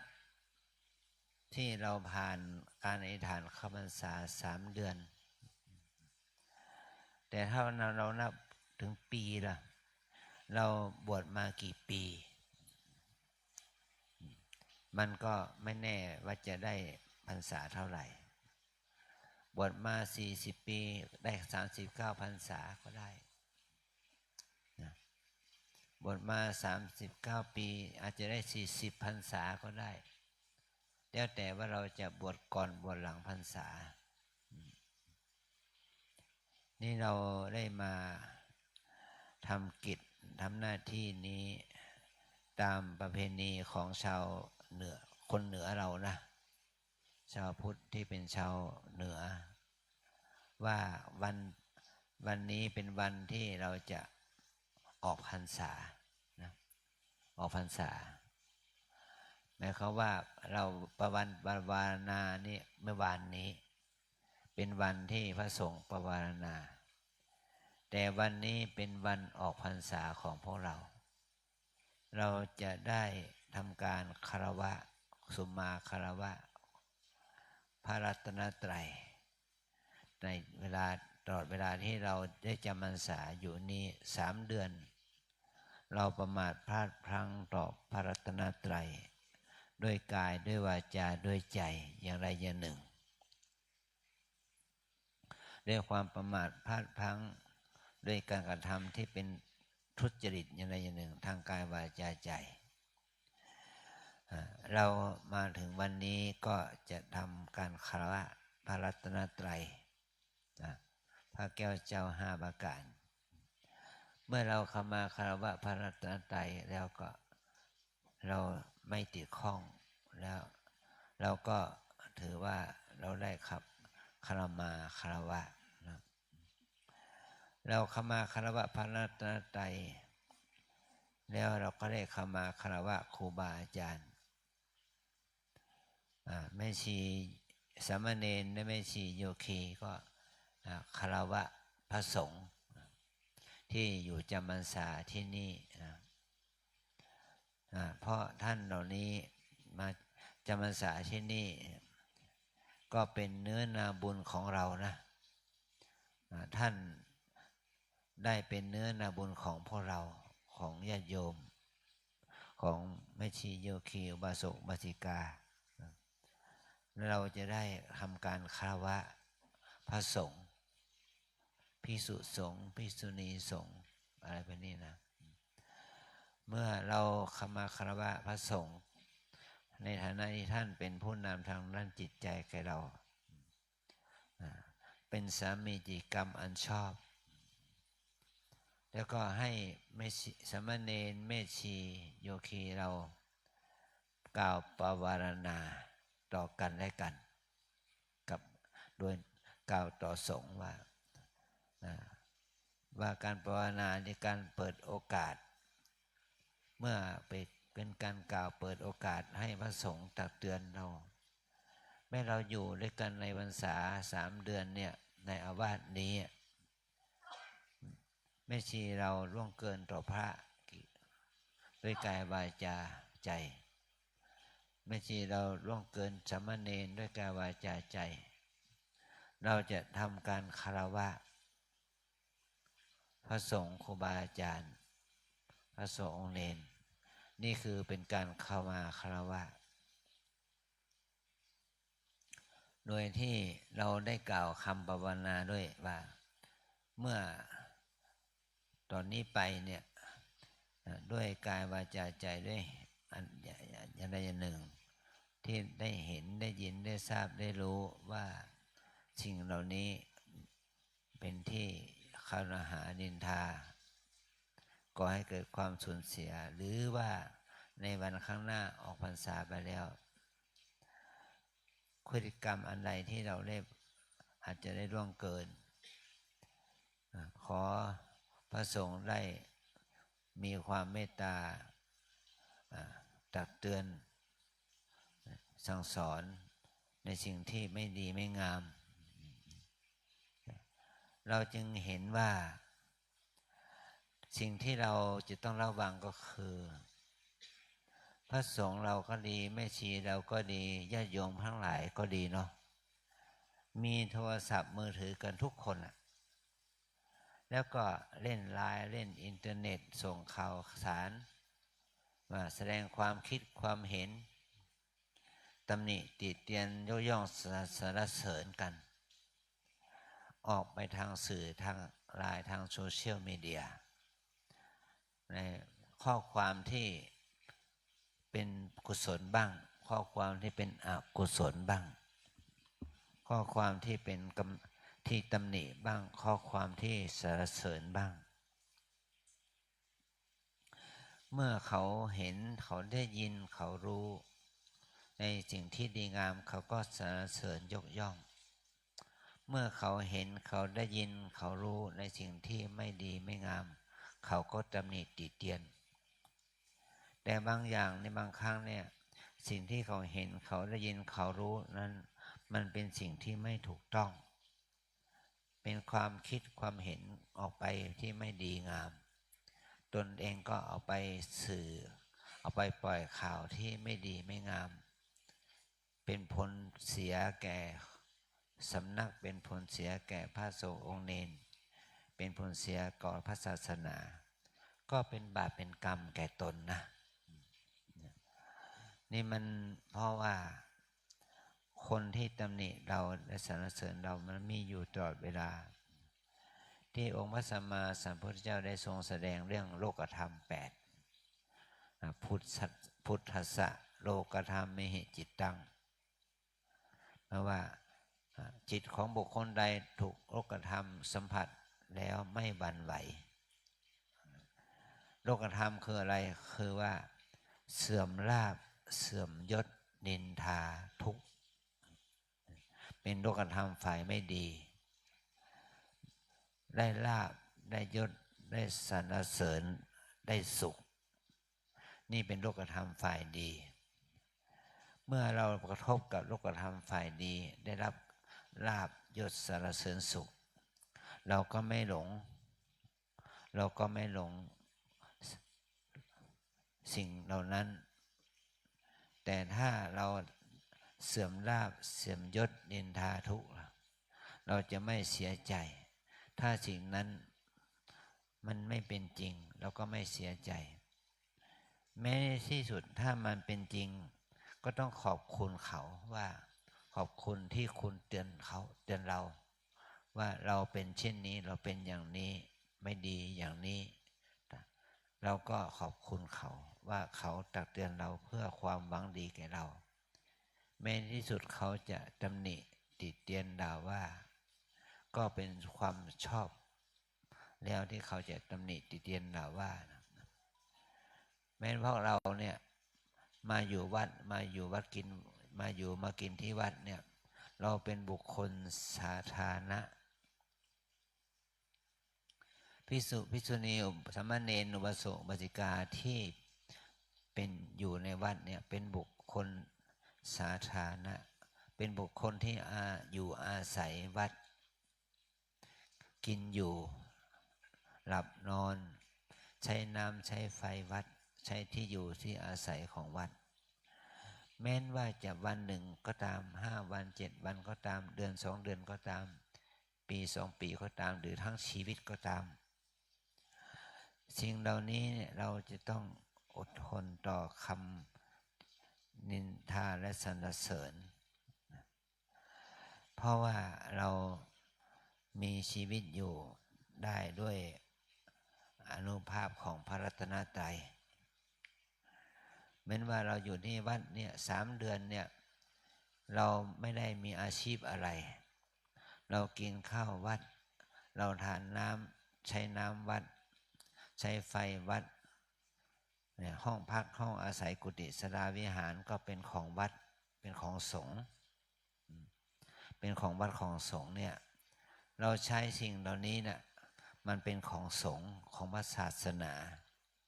เราเป็นพุทธศาสนิกชนเป็นภิกษุภิกษุณีอุบาสกอุบาสิกาเราต้องสำนึกสำเนียกว่าเราติดหนี้สงฆ์นะถ้าเราคิดง่ายๆว่าถ้าเราเป็นชาวบ้านอยู่ข้างนอกล่ะ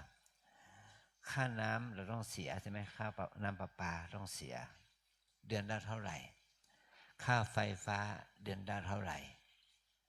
ค่าบ้านพักค่าหอพักเราต้องเสียเท่าไหร่รวมไปถึงค่าอาหารค่าน้ำดื่มค่าอาหารที่เราอยู่เรากินนั้นเราจะเสียเท่าไหร่ อันนี้มันต้องเสียทั้งนั้นแหละเสียเงินเสียทองเสียเท่านั้นแต่ถ้าเรามาอยู่ที่วัดนี้เราไม่เสียหรือเราเสียน้อยเพราะว่าเรานั้นได้รับอานิสงส์ที่ศรัทธาญาติโยมสาธุชนญาติโยมนั้นได้ทำบุญกับเรานะได้ทำบุญกับเราข้าวทุกจานอาหารทุกอย่างอย่ากินขว้างกินทิ้งกินขว้างเป็นของหายากชาวนาเหนื่อยยากลำบากนักหนาสงสารบรรดาผู้ไม่มีกินแต่เรานี่มีกินเนาะเรามีข้าวปลาอาหารกินเรามีอะไรต่อไม่อะไรกินทิ้งกินขว้างอีกต่างหากบางครั้งกินหมดบ้างไม่หมดบ้างแม้แต่ว่าไข่พะโล้เนี่ยยังไม่ทันไม่ได้ตักเลยนะทั้งใบนะเอาไปทิ้งขว้างนะมีนะเนี่ยเราจะเห็นสังเกตเห็นเด็กเยาวชนนะเด็กที่เข้าค่ายนะเด็กบางคนไม่กินไข่เอาไข่ทั้งหมดทั้งฟองเนี่ยเอาไปเทเป็นขยะเสียอย่างนี้ก็มีแต่พอเราถ้ามีอาการอย่างนั้นล่ะกินพิ้งกินขว้างมันก็เป็นเหตุให้เรานั้นทำลายของสงฆ์โดยใช่เหตุเนี่ยถือว่าสิ่งเหล่านี้เราติดหนี้สงฆ์นะติดหนี้สงฆ์ถ้าเราไม่มีจิตใจที่จะขมาคารวะพระสงฆ์ขมาคารวะพระรัตนตรัยขมาคารวะแต่ต่อพระเถระครูบาอาจารย์เราไม่ทำกิจกรรมเหล่านี้ล่ะมันก็เป็นความไม่สะอาดเปื้อเปื้อนทางด้านจิตใจของเรานะเราถือว่ากิจกรรมเหล่านี้เป็นสิ่งที่ควรแก่การกระทำเพราะว่าพระเดชพระคุณหลวงพ่อหลวงปู่ท่านทำมาให้เราเห็นเป็นตัวอย่างมาแล้วทุกวันพระทุกวันออกพรรษาทุกวันเข้าพรรษาทุกปีใหม่สงกรานต์เราได้ทำกิจตรงนี้เพื่อไม่ให้มันสะสมหมักหมมกรรมที่เป็นบาปอกุศลกายวาจาใจเราจะต้องทำกิจกรรมเหล่านี้เพื่อจะได้ไม่เป็นนิวรณ์เครื่องขวางกั้นทางบุญทางกุศลของเราตราบที่เรายังอยู่ในฐานะเป็นพุทธศาสนิกชนเป็นชาวพุทธในฐานะที่เป็นพระภิกษุภิกษุณีอุบาสกอุบาสิกาเป็นแม่ชีโยคีเนี่ยถ้าเราได้สำนึกสำเนียกอย่างนี้เราทำกิจที่ควรทำอย่างนี้ก็เพื่อเป็นการบรรเทาเบาบางวิบากกรรมที่จะเพิ่งเกิดขึ้นกับเรา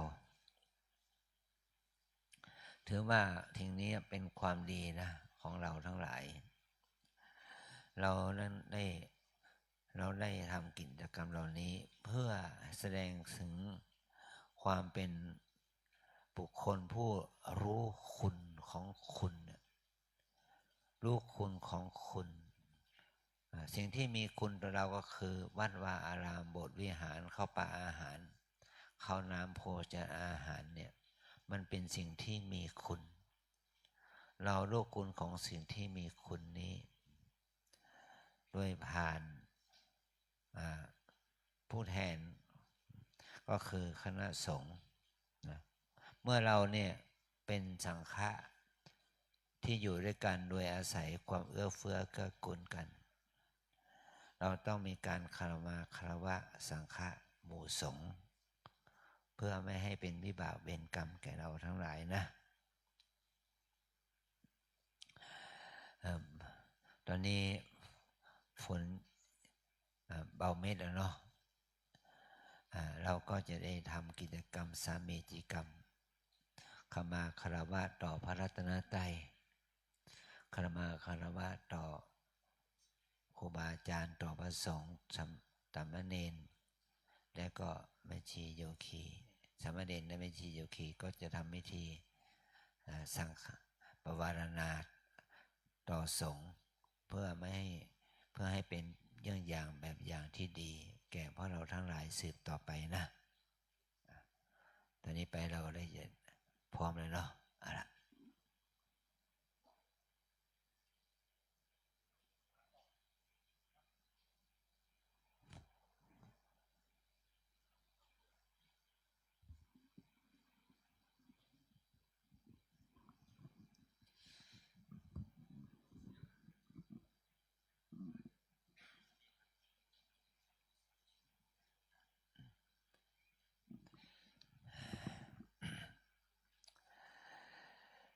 สาธุสาธุสาธุนะโมตัสสะภะคะวะโตอะระหะโตสัมมาสัมพุทธัสสะนะโมตัสสะภะคะวะโตอะระหะโตสัมมาสัมพุทธัสสะนะโมตัสสะภะคะวะโตอะระหะโตสัมมาสัมพุทธัสสะนะมามิพุทธังคุณสะกะลันตังนะมามิธัมมังมุนิราชเทสิตังนะมามิสังฆังมุนิราชสาวกังนะมามิกัมมัฏฐานังนิปปนาทิกมูปยังนะมามิกัมมัฏฐานาตายกาจานิยะนิปปานะมะกุเทสกังสปังโตสังขมันตุโนสาธุโอกาสดินิอาจารย์ในวันนี้สนิสุภามังคละอันประเสริฐในโอกาสวันภาวนาออกพรรษา3 เดือนมาหลอดมาถึงตึงสมณศรัทธาและมูลศรัทธาอุบาสกอุบาสิกาผู้ค้าทั้งหลายก็ได้น้อมมายังดอกไม้ทูปเทียนมาแบ่งสรรไว้ในขันปันเป็น5 โกฏฐา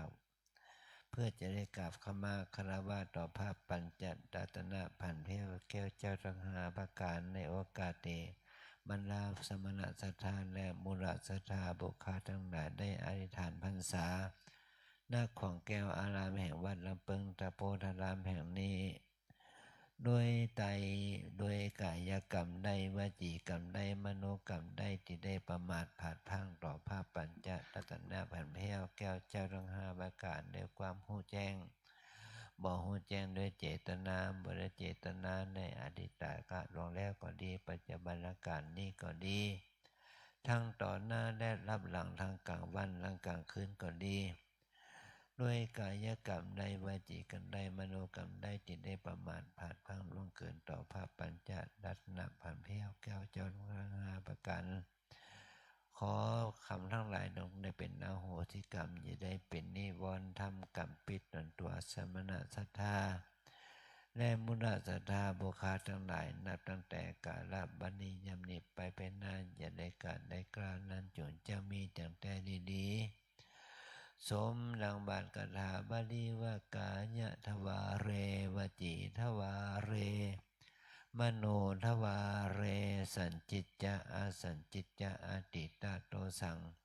อนาคตโตสังปัจจุปนะโตสังสบังโตสังขมันตุโน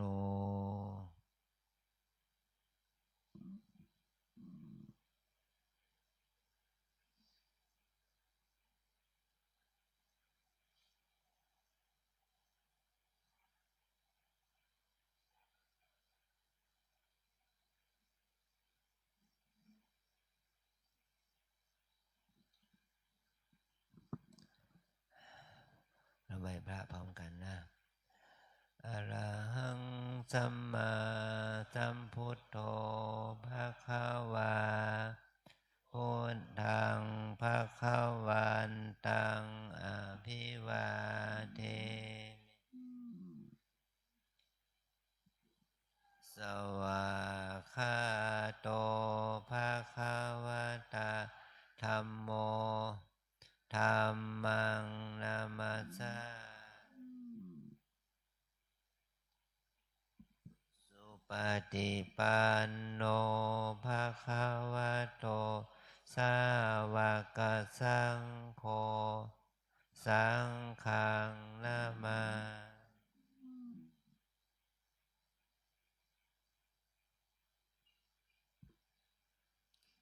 หันตมยังพุทธัสสะภะคะวะโตปุพพะควาคะนมการังกะโรมาเซ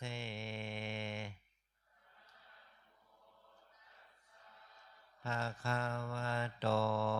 อะระหะโตสัมมาสัมพุทธัสสะนะโม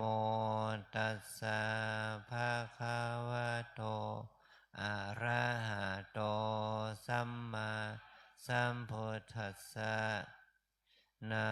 โมตัสสะภะคะวะโตอะระหะโตสัมมาสัมพุทธัสสะ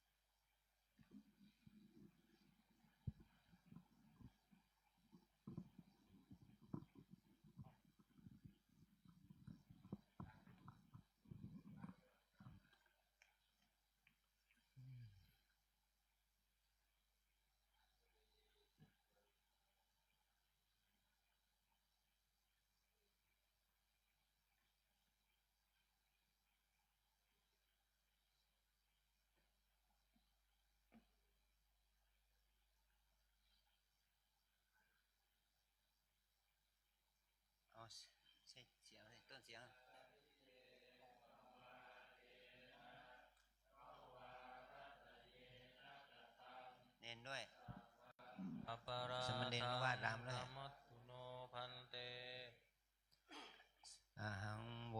คามามิตุมเหหิปิเมคมิตพัง สมามาพันเต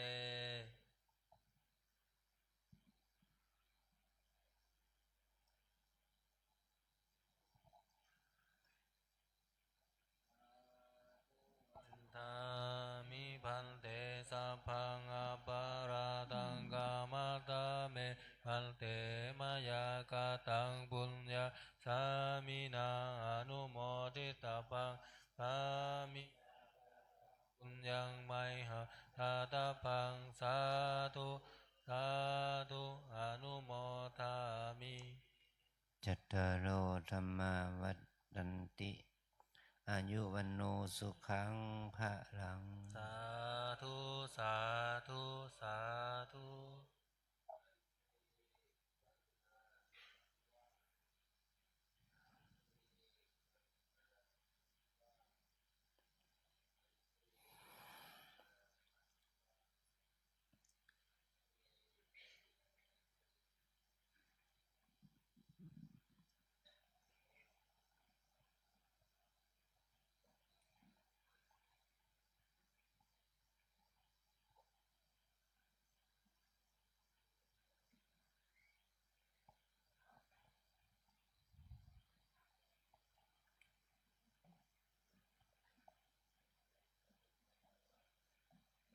ทำไม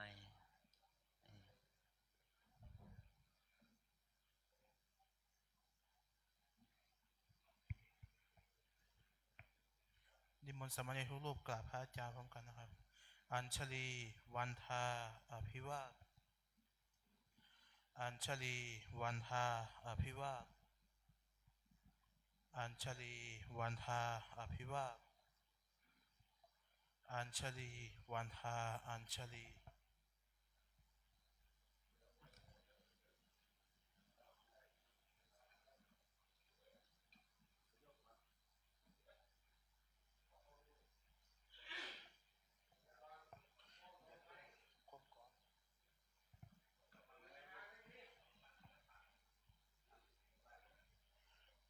อาจาริเย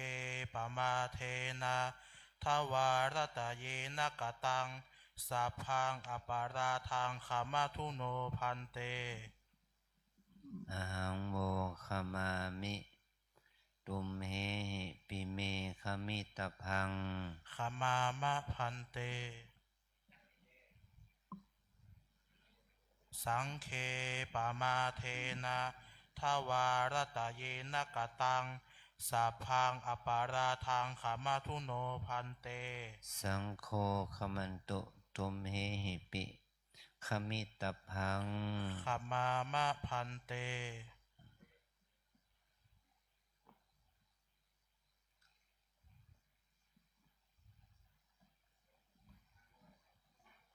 สาธุวันทามิพันเตสัพพังอาปาราทังขามาทาเมพันเตมายากาตังปุญญาสามินาอนุโมทิตาพังสามินากาตังปุญญังไมหังทาตัพพังสาธุสาธุอนุโมทามิ จัตตารโอธรรมาวัฏันติ อายุวันโนสุขังภะลัง สาธุสาธุสาธุอัญชลีวันทาอภิวาทอัญชลีวันทาอภิวาท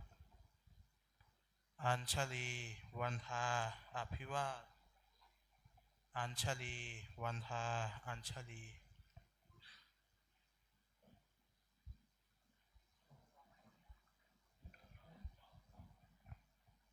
วันนี้มานี่วันนี้สององค์เลย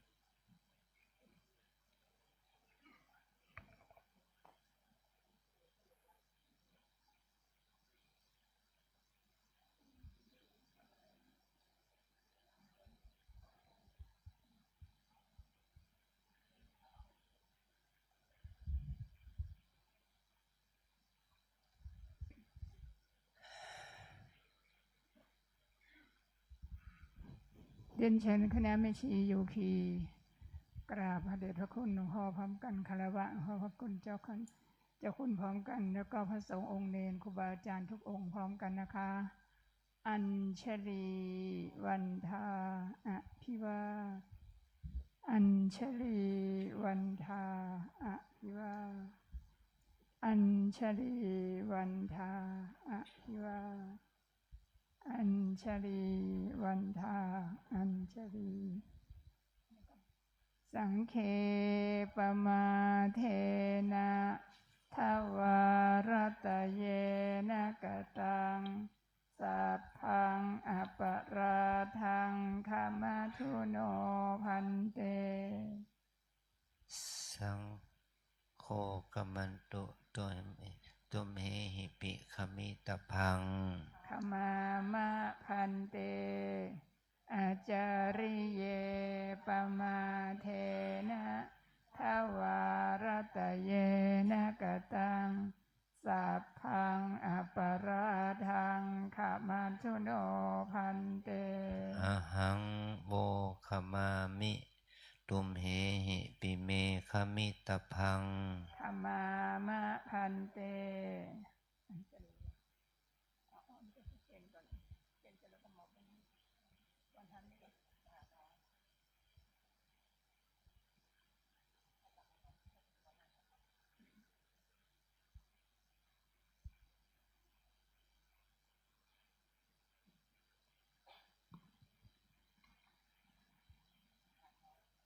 มอบกราบลงวันทาน้อยพร้อมกันนะคะ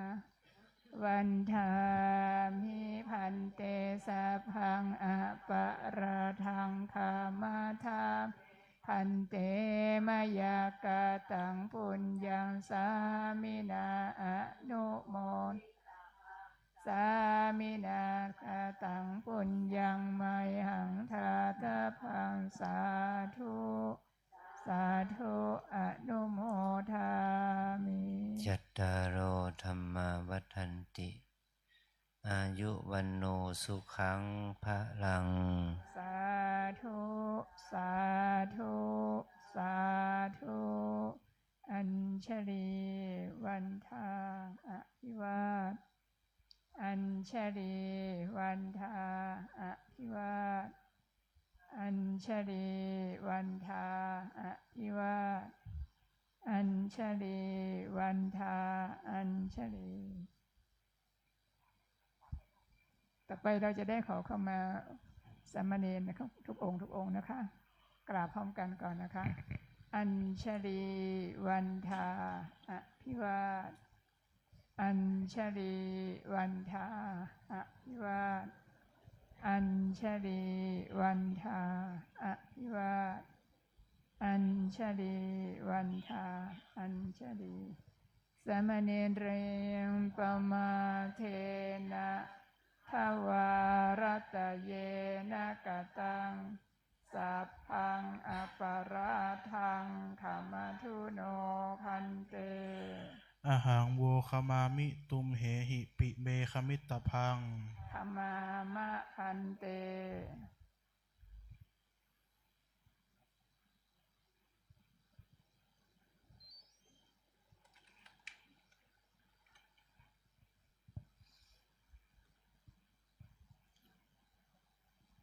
กราบพร้อมกันอีกครั้งนะคะ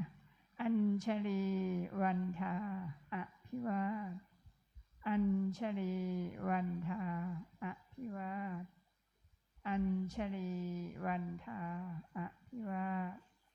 อัญชลีวันทาอัญชลีอันนี้ขอขมาแม่ชีผู้ใหญ่ในวัดนี้คือประธาน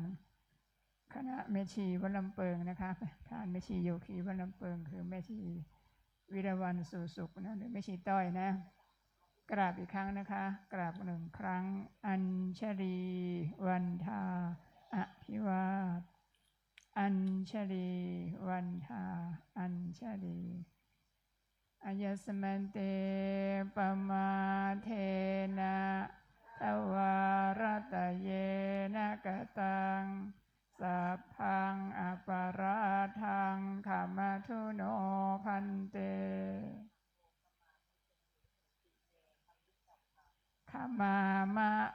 เต กราบพร้อมกันอีกครั้งหนึ่งนะคะ อัญชลีวันทาอภิวาทอัญชลีวันทาอัญชลี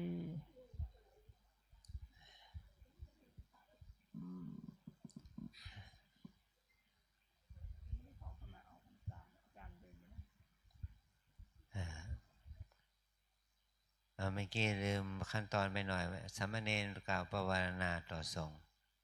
ดูเอาไม้ไปให้เนรหน่อย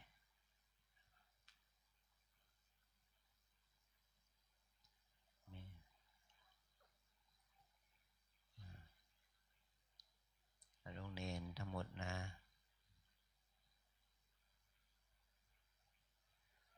คุกเข่า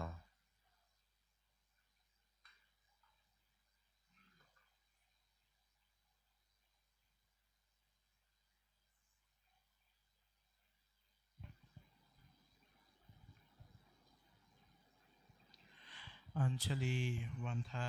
อภิวาทอัญชลีวันทาอภิวาทอัญชลีวันทาอภิวาทอัญชลีวันทาอัญชลีสังฆังพันเตปวาเรมิทิเถนวาสุเตนวาปริสกายาวาวัฏันตุมังอายสมันโตอนุกัมปังอุปาทายะปัสสันโตปฏิการิสามิทุติยัมปิพันเตสังฆังปวาเรมิทิเถนวาสุเตนวาปริสกายาวาวัฏันตุมังอายสมันโตอนุกัมปังอุปาทายะปัสสันโตปฏิการิสามิตติยัมปิพันเต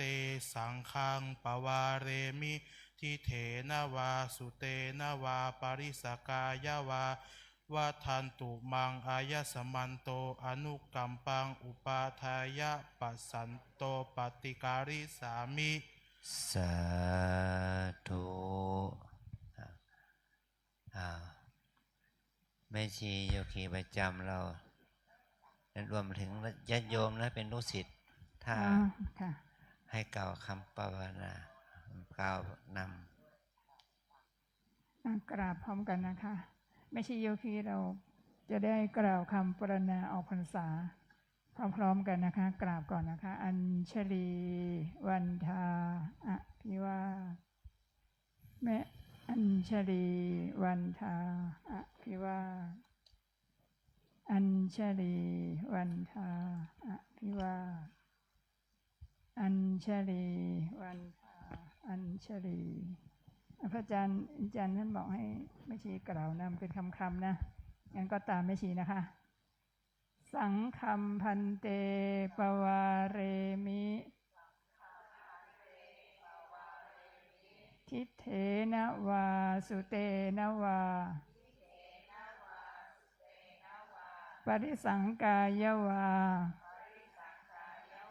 วัฏันตุมังอายสมันโตอนุกัมปังอุปาทายะปัสสันโตปริกริสามิทุติยัมปิพันเตสังฆังปวาเรนิทิเถนวาสุเตนวาปริสังกายวาวัฏันตุมังอายสมันโตอนุกัมปังอุปาทายะปัสสันโตปริกริสา ป มิ ฏิกริสามิ ปฏิกริสามิตติยัมปิ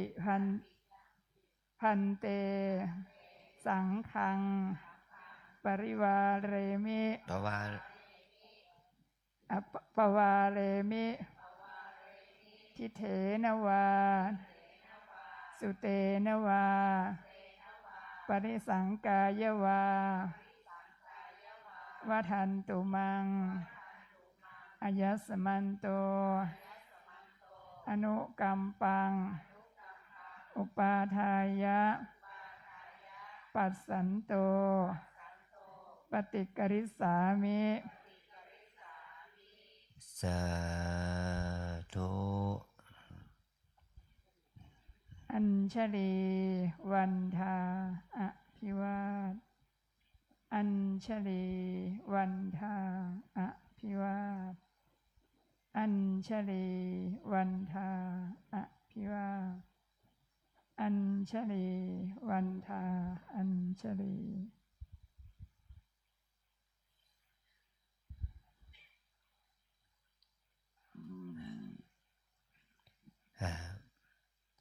เราได้ทำสมิติกรรมเข้ามาคารวะต่อพระรัตนตรัยต่อครูบาอาจารย์ต่อสงฆ์ไปตามลำดับและเป็นการกล่าวปวารณาของสามเณรและของแม่ชีโยคีของเราและลูกศิษย์ของวัดเรา นี่ชื่อว่าเป็นกิจที่ควรแก่การกระทำนี่พระเดชพระคุณท่านเจ้าพระคุณสมเด็จพระพุทธโฆษาจารย์ในหลวงพ่อประยุทธ์โตท่านได้อธิบายเรื่องของการปวารณาในการปวารณานั้นเป็นกิจที่สงฆ์ตั้งแต่ในสมัยพระสัมมาสัมพุทธเจ้ามีพระชนมาชีพอยู่ได้ทำการปวารณาต่อกันนะมาจนถึงทุกวันนี้เพราะเห็นว่าพระสงฆ์นั้นมาจากต่างที่ต่างถิ่นต่างฐานะต่างพ่อต่างแม่ต่างครอบครัวต่างสังคมต่างภาษาต่างเผ่าพันธุ์ถ้าเรามาอยู่ด้วยกันและเราไม่มีจิตยอมรับซึ่งกันและกันมันก็ก่อให้เกิดโทษในวัดเราเนี่ยมีคนต่างชาตินะมาบวชมาอยู่กับเรานะไม่ใช่มีเฉพาะคนไทยมีชาวจีนชาวมาเลเซียชาวเนปาลชาวเวียดนามที่มาอยู่กับเราท่านก็ต้องยอมรับความเป็นไปของวัดเราท่านถึงอยู่ได้แม้แต่คนไทยเราก็เหมือนกันต่างจังหวัดต่างอำเภอต่างภาคแต่เรามาอยู่ด้วยกันในฉันพี่ฉันน้องฉันพี่เคารพนับถือกันโดยความเป็นพี่เป็นน้องแล้วก็เอื้อเฟื้อเกื้อกูลกันได้ถือว่ากิจกรรมนี้เป็นกิจกรรมของบัณฑิตพระองค์มีพระอรหันต์เป็นต้นท่านได้ทำเป็นตัวอย่างเยี่ยงอย่างให้เกิดผลว่าข้าพเจ้าขอคำแปลว่าข้าพเจ้าขอปวารณาต่อสงฆ์ว่าเพื่อได้เห็นได้ทิเถก็เถทวาแปลว่าได้เห็นก็ดีสุเตนวาแปลว่าได้ฟังมาก็ดีปริสังกวายาวาได้สงสัยอะไรมาก็ดีขอท่านทั้งหลายจงให้การตักเตือนข้าพเจ้าเมื่อข้าพเจ้าเห็นว่าสิ่งที่ท่านพูดได้ท่านได้ฟังได้เห็นได้ชัดมานั้นมันเป็นสิ่งที่ไม่เหมาะสมก็ขอข้าพเจ้าก็จะขอสำรวมระวังต่อไปโดยที่การกล่าวก็เป็นการกล่าวเพื่อความรับว่าดีของหมู่สงฆ์นั่นแหละถ้าเราไม่ได้กล่าวด้วยความรู้สึกโกรธหรือว่าโมโหโกรธาแต่กล่าวในฐานะที่นับว่าดีของสงฆ์เนี่ยคือความที่ว่าเรานั้นอยู่ด้วยกันมันก็ทำงานคนเดียวไม่ได้เนาะอาจารย์ก็เป็นเจ้าวาดองค์เดียว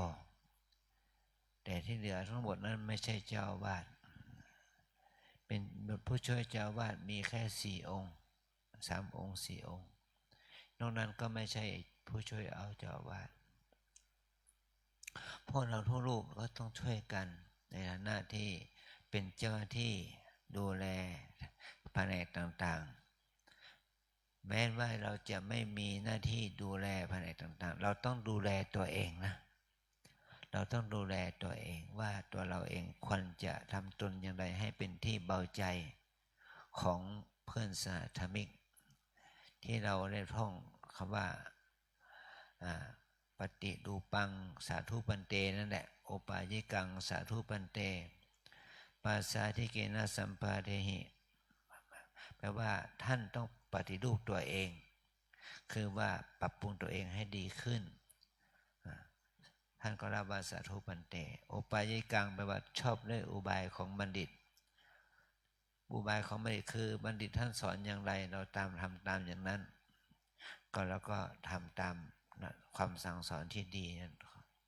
ภาษาที่เกณสัมปาเดหิแปลว่าท่านจงประพฤติตนให้เป็นที่น่าเลื่อมใสตัวนี้แหละความที่เรานั้นมาใหม่อยู่ใหม่เราต้องประพฤติตนเป็นที่น่าเลื่อมใสของผู้อยู่เก่าความที่เราเป็นผู้อยู่เก่าได้อยู่ได้หลายปีหลายพรรษาเราต้องประพฤติตนให้เป็นที่น่าเลื่อมใสของคนผู้มาใหม่พระเถระก็ต้องประพฤติตนให้ดีให้เป็นสมกับความเป็นผู้เป็นพระเถระไม่ใช่พระนวากะอย่างเดียวนะที่ประพฤติดีเราทั้งหลายก็ต้องประพฤติดีด้วยพระมัชชิมะธรรมนวากะ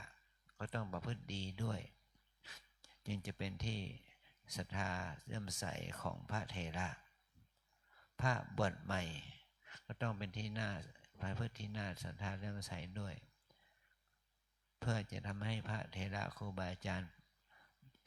ชื่นชมยินดีอย่างนี้นะเมื่อพระสงฆ์องค์เนนเนี่ยลูกเนนนะหลวงพ่อ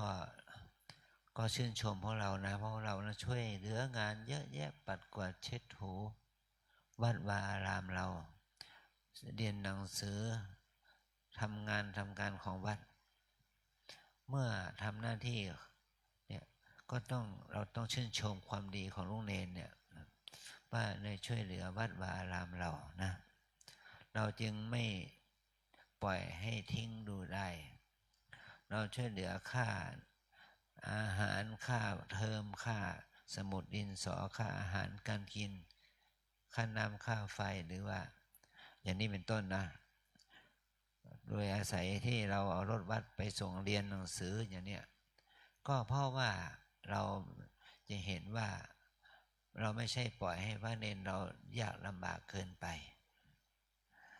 สมัยหลวงพ่อเป็นเนนอยู่เนี่ยเราอยู่วัดเขา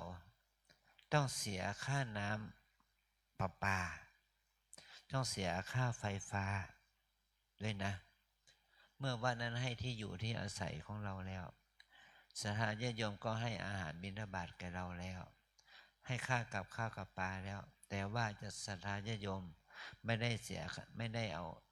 ช่วยเสียค่าน้ำค่าไฟให้แก่วัด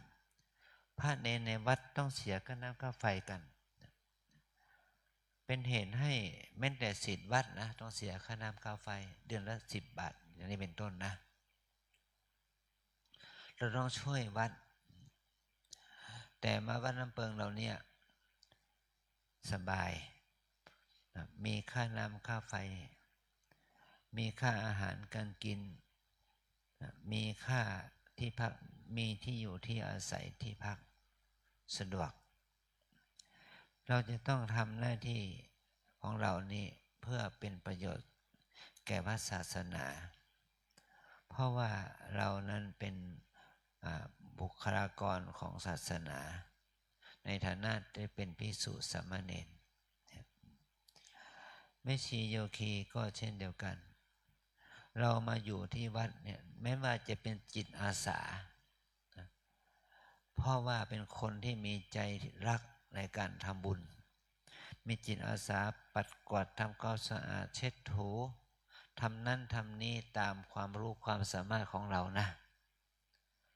สิ่งเหล่านี้มันก็เป็นภารกิจของวัดที่เราช่วยกันปัดกวาดเช็ดถูลานวิหารเจดีย์โบสถ์อะไรก็ตามแต่ที่พักที่อาศัยห้องน้ำห้องท่าหอฉันปัดกวาดเช็ดถูเทโถโอชามไม่ใช่ว่าเราเป็นคนใช้ถ้าเราจะเรียกว่าตนเองเป็นคนใช้ก็ถูกเป็นคนรับใช้พระศาสนานะเป็นคนรับใช้พระศาสนาเป็นการรับใช้เพื่อบุญเพื่อกุศลเพื่อบารมีของเรานะแต่ไม่ใช่รับใช้ครูบาอาจารย์ไม่ใช่รับใช้พระสงฆ์องค์เนรแต่เราทำความดีเพื่อพระศาสนานะเราต้องทำความดีทำแบบนี้ก็เพื่อว่าทำให้พระศาสนาเรานั้นเป็นที่ศรัทธาเลื่อมใสของญาติโยมนะโยคีญาติโยมมาว่าเรา3 วัน5 วัน7 วัน1 เดือนเนี่ยมาแล้วก็มาปฏิบัติไม่ได้รู้ได้เห็นทุกสิ่งทุกอย่างนะไม่ได้รู้ได้เห็นทุกสิ่งทุกอย่างเพราะตัวเองมาฝึกเพื่อรู้เห็นตัวเองมารู้เห็นรูปนามกายใจตัวเองนะรู้เห็นบุญบาปกุศลอกุศลดีชั่วที่เกิดขึ้นในใจของเราจึงไม่มีโอกาสจะไปรู้ไปเห็นพฤติกรรมของพระเนรแม่ชีโยคีที่อยู่ประจำแต่เราต้องรู้เห็นตัวเองเพื่อให้เราได้ทำความดีเพื่อชาวพุทธทั้งหลายที่เขามารู้มาเห็นมาพบมาเห็นมาชื่นชมยินดีว่าพวกเราเนี่ยมีพฤติกรรมความดีงามที่ดีเกิดขึ้นไม่แต่ชาวต่างชาตินะที่เขามาจากทางยุโรปอเมริกาเมืองจีนอะไรเกาหลีญี่ปุ่นอะไรเกาหลีนะเขามารู้มาเห็นเราเขาชื่นชมเราเขามาลงวัดเรานะเดือนหนึ่งก็100,000 กว่าบาท200,000 300,000 บาทก็เป็นเหตุให้เรานั้นได้ค่าใช้จ่ายเพราะว่าเขาก็มีความศรัทธาในความดีของพวกเรานะถ้าเราทำประโยชน์สดไปเกื้อกูลแก่กิจกรรมของวัดเนี่ยก็ทำให้เข้ากับว่าเราทำประโยชน์เกื้อกูลต่อพระศาสนาเขาจะได้เคารพยอมรับเราในฐานะที่เป็นพวกเราเป็นชาวพุทธเป็นพุทธศาสนิกชนที่เราทำหน้าที่ในฐานะที่เป็นพุทธศาสนิกชนเนี่ยก็ทำให้พระศาสนาของเราเจริญเนี่ยหลวงพ่อยังไม่กังวลกับตัวเองนะหลวงพ่อก็จะอยู่ประมาณสัก10 ปีหรือ20 ปีก็ตายแล้วแต่ลูกเนนนะถ้าลูกเนนอยู่เป็นพระเป็นเนนอยู่เป็นพระต่อไปลูกจะมีอายุเท่าไหร่จะอายุ60-80ลูกจะต้องอยู่กับวัดอยู่กับพระศาสนาเป็น60-70 ปี80 ปีเนี่ยเราจะทำให้พระศาสนาของเราสมองได้อย่างไรล่ะเราจะต้องทำให้พระศาสนาให้เป็นที่เลื่อมใสของญาติโยมของทั้งคนต่างชาติทุกภพทุกชาติที่เขามาถึงวัดเราเนี่ยให้เรารู้ถึงคุณค่าของกิจกรรมน้อยใหญ่ที่เราได้ทำนั่นนะมันเพื่อประโยชน์แก่การที่เราได้ทำเนี่ยมันเป็นประโยชน์แก่ตัวศาสนาแก่ตัวเราเองแก่ชาวพุทธของเราเองนะเพราะว่าทุกอย่างเนี่ยกิจกรรมทุกอย่างเนี่ยเพราะเราเนี่ยมันกิจกรรมมันจะดำเนินไปได้ก็เพราะว่าชาวพุทธเราทั้งในวัดนอกวัดทั้งชาวไทยที่ต่างจังหวัดต่างอำเภอต่างประเทศทั้งชาวพุทธนั้นได้ส่งปัจจัยบำรุงวัดเรานะบำรุงวัดเราแต่มันก็ยังแต่ก็ถือว่าประโยชน์ที่ท่านเหล่านั้นทำเนี่ยก็จะเป็นอานิสงส์เกื้อกูลแก่วัดเราด้วยตรงและโดยอ้อมนะกิจกรรมเหล่านี้เราทั้งหลายจะรู้ว่าวัดเรานั้นมีค่าใช้จ่ายสูงนะเดือนละ2 ล้าน กว่าบาท ค่าใช้จ่ายเหล่านี้มันจะเป็นเงินที่ไม่ใช่งบประมาณของแผ่นดิน มันไม่ใช่งบประมาณของแผ่นดินนะมันเป็นเงินของญาติโยมเป็นเงินของชาวบ้านถ้าเราไม่ทำดีทางกายวาจาใจชาวบ้านญาติโยมจะทำบุญให้กับเราได้อย่างไรล่ะชาวบ้านใกล้วัดไกลวัดเนี่ยเขาจะศรัทธาเริ่มใสเขาจะมีความปลื้มใจต่อพฤติกรรมของพระสงฆ์ในเราได้อย่างไรล่ะเมื่อพ่อเราเนี่ยเป็นคนนอกวัดเป็นคนต่างครอบครัวเป็นคนต่างสังคมเราไม่ใช่เป็นคนที่สังกัดบ้านลำเปิงนะบ้านลำเปิงหมู่ห้าเราไม่ได้เป็นคนบ้านลำเปิงหมู่ห้าแต่เราเข้ามาอาศัยในทะเบียนวัดหมู่หนึ่งหมู่ห้าที่วัดลำเปิงเนี่ยเราอาศัยวัดลำเปิงก็สมาชิกที่เป็นพระภิกษุภิกษุณีอุบาสกอุบาสิกาที่เป็นคนดีใช่ไหมเป็นคนดีของสังคมในหมู่บ้านลำเปิงนะสังคมที่เราเข้ามาอาศัยเขาอยู่ที่นี่ก็เพื่อที่จะให้สังคมนั้นเป็นสังคมที่เป็นบวกนะเป็นที่น่าศรัทธาของชุมชนนะ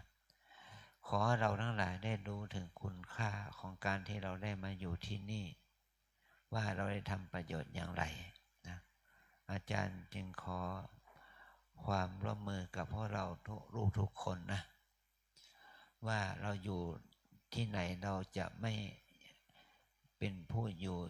ที่เป็นที่หนักใจของเจ้าของบ้านเป็นเจ้าของบ้านเป็นเราไม่ใช่อยู่เป็นที่หนักใจของชาวบ้านขอให้เราอยู่ด้วยความเป็นที่เบาใจของศรัทธาญาติโยมชาวบ้านนี่เป็นพลังความดีที่เราจะต้องทำเพราะว่าเหตุปัจจัยของสังคมในประเทศไทยเราเนี่ยเขาไม่ค่อยศรัทธาเพราะวิกฤตศรัทธาที่ต่อพระสงฆ์ข่าวของพระภิกษุสงฆ์ที่ทำความประพฤติที่ไม่ดีมันออกมาทั่วบ้านทั่วเมืองเนี่ยถ้าเป็นเราล่ะเราทำเสียอย่างนั้นเราก็ถูกเขาตำหนิเหมือนกันแต่ถ้าเราทำดีล่ะเขาก็เสมอตัวถ้าเราไม่ทำดีอย่างยิ่งยวดนะเขาก็ไม่สรรเสริญยกย่องเราเพราะเหตุนี้เราจะต้องทำประโยชน์เกื้อกูลให้สังคมยอมรับเราจึงจะมีโอกาสที่จะทำให้วัดเราขับเคลื่อนไปได้ด้วยดีต่อไปเมื่อเช้านี้โยมเอากฐินเอาปัจจัยกฐินมาถวายอาจารย์ก็เลยพูดโยมก็พูดว่าได้เท่านี้แหละอาจารย์ก็เลยพูดว่าได้แค่นี้ก็บุญแล้วเพราะว่ากระแสของเรามันไม่ดีโยมก็เลยพูดว่าเป็นเช่นนั้นนะเพราะว่าบอกบุญแต่ก่อนเคยได้ 20,000 30,000อย่างเนี้ยปีนี้ได้แค่10,000เดียวบอกบุญกับโยมคนนี้ได้11,000ปีนี้ก็ได้แค่ 3,000 5,000อย่างนี้เป็นต้นนะเพราะว่าเขามีความศรัทธาลดน้อยไปแต่เขาไม่ได้ศรัทธาต่อบุญนะเขาก็ทำบุญอยู่แต่เขาไม่กล้าที่จะทำบุญมากๆว่าจะทำให้บุญกุศลที่เงินทองนี่ที่เรามาทำบุญที่วัดเราเนี่ยจะเป็นประโยชน์จริงๆหรือไม่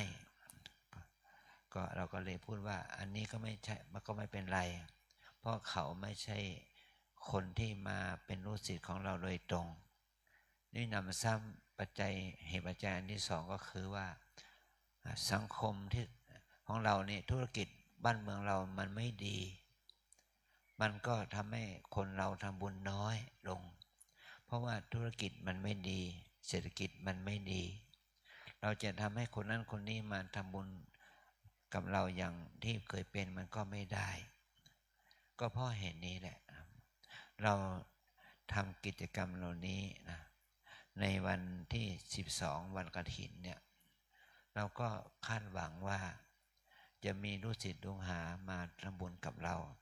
แต่ว่าเราจะไม่คาดหวังว่าจะได้ยอดสูงจะได้ปัจจัย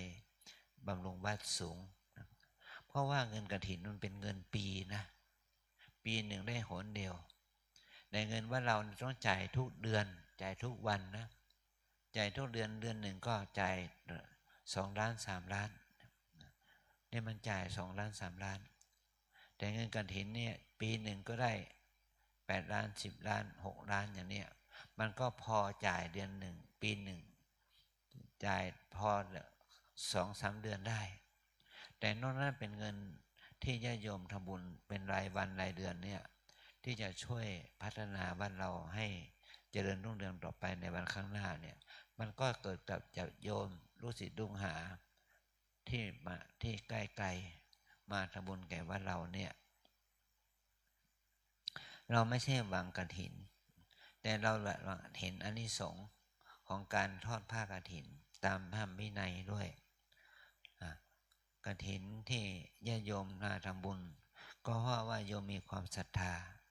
ในกิจกรรมของวัดเรานี่นะโยมจึงมีความศรัทธาที่จะช่วยมีโยมจิตราโยมทำบุญเป็นเดือนนะ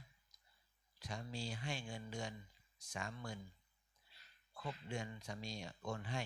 แกโยมก็ถอนเอามาเป็นกฐินให้วัดเรานะทุกเดือนเนี่ยโยมศรัทธาถึงขนาดที่ว่าเสียสละเงินเดือนของตัวเองเอามาเป็นเงินกฐินนั่นแหละนะเป็นรายเดือนเลยนะครบ12 เดือนก็หลายแสนเพราะว่าโยมนั้นมีความศรัทธาในกิจกรรมของวัดเราเพราะเห็นว่าวัดเราทำประโยชน์นี่แหละทำประโยชน์เกื้อกูลต่อสังคมนะเพราะว่าโยมมารู้มาเห็นนี่ก็โยมก็มีความศรัทธานะอันนี้คือมาพูดปรารภถึงของพวกเราเนี่ยเป็นบุคคลที่จะเป็นที่เลื่อมใสของญาติโยมก็ได้ไม่เป็นที่เลื่อมใสของญาติโยมก็ได้ถ้าเรามีพฤติกรรมที่ดีมันก็เป็นที่เลื่อมใสของญาติโยมถ้าพฤติกรรมไม่ดีก็ไม่เป็นที่เลื่อมใสของศรัทธาญาติโยมขอพระเราทั้งหลายได้รู้ถึงเหตุปัจจัยที่เกิดขึ้นที่เป็นกระแสสังคมมันมีผลต่อวัดเรามีผลต่อพวกเรานะโดยอาศัยขอให้พวกเราช่วยกันพัฒนาชีวิตจิตใจของเราพฤติกรรมของเราให้มันดีขึ้นโดยเฉพาะช่วยกันอย่างน้อยสุดก็ให้เราช่วยกันทำวัดสวดมนต์เช้าเย็นช่วยกันทำกิจกรรมอบรมประชาชนญาติโยมเยาวชนยุวชนประชาชนช่วยกันทำหน้าที่ทำความสะอาดกุฏิศาลาที่พักห้องหอช่วยกันทำหน้าที่ทำอาหารเช้าเพลช่วยกันทำกิจกรรมน้อยใหญ่ให้วัดเราสะอาดเกื้อกูลต่อผู้มาพบเห็นพลังบุญกุศลนี่นั่นเป็นพลังบุญที่เราได้ทำแล้วอาจารย์จึงขออนุโมทนาบุญกับพวกเรานะขอพลังความดีนี้จงเป็นพลังบุญกุศลให้เราทั้งหลายนั้นได้เจริญงอกงามในพระธรรมวินัยสมาปฏิบัติเพื่อความไพบูลย์ผลบุญผลในพระศาสนาเพื่อความเจริญแห่งศีลสมาธิปัญญาอายุวรรณะสุขภาละเพื่อมรรคผลนิพพานเป็นที่สุดจงมาเกิดผลแก่พวกเราทั้งหลายจงทุกข์ทนหน้ากันด้วยเถิดสาธุสาธุสาธุพิเศษทำอะไรต่อจะทำอย่างต่อ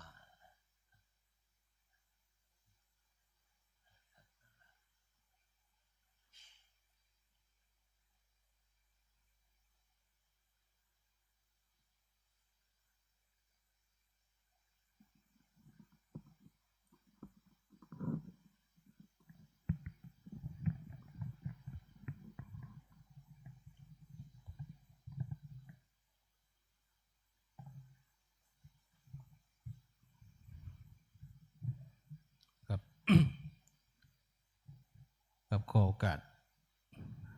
พระเทรานุเถระครูบาอาจารย์ตลอดจนถึงศรัทธาสาธุชนทุกรูปทุกท่านขออนุญาตอ่านประกาศแต่งตั้งคณะกรรมการงานถวายผ้ากฐินมหากุศลประจำปีพุทธศักราช 2568 ของวัดรำเพิงตะโปธารามประกาศแต่งตั้งคณะกรรมการงานถวายผ้ากฐินมหากุศลประจำปีพุทธศักราช 2568 เพื่อให้การดำเนินงานการบำเพ็ญกุศลถวายผ้ากฐินสามัคคีของวัดรำเพิงตะโปธารามประจำปีพศ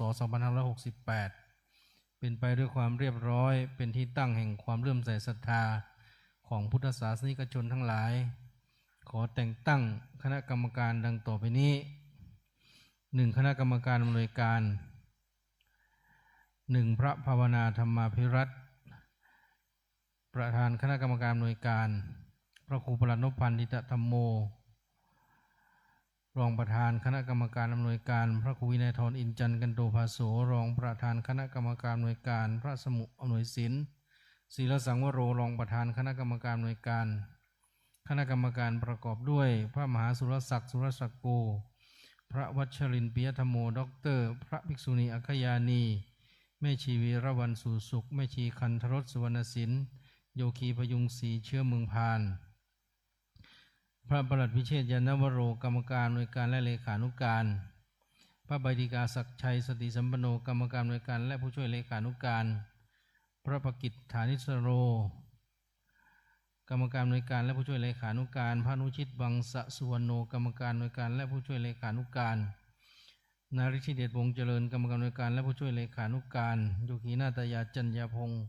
กรรมการอำนวยการและผู้ช่วยเลขานุการ 2. คณะกรรมการดำเนินงาน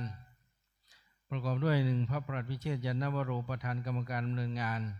พระสมุอำนวยศิลป์ศีลสังวโรรองประธานกรรมการดำเนินงานคณะกรรมการดำเนินงานประกอบด้วยพระวัชรินทร์ปิยธรรมโมด็อกเตอร์พระมหาสุรศักดิ์สุรศักโกพระอัญชัยอภากโรพระนิคมพุทธสโรพระสุรชัยยานะเตโชพระมหาธีรชัยทัตตสิริพระสุรพงษ์จารุวรรณโนพระประสิทธิ์ปรกโมพระวโรธโอภาโสพระธนชัยอรุโนพระทวัตอภินันโทพระวิโรธคุณโลจโนพระมหาสมนึกภูมิพโลพระใบเจทินวโรพระ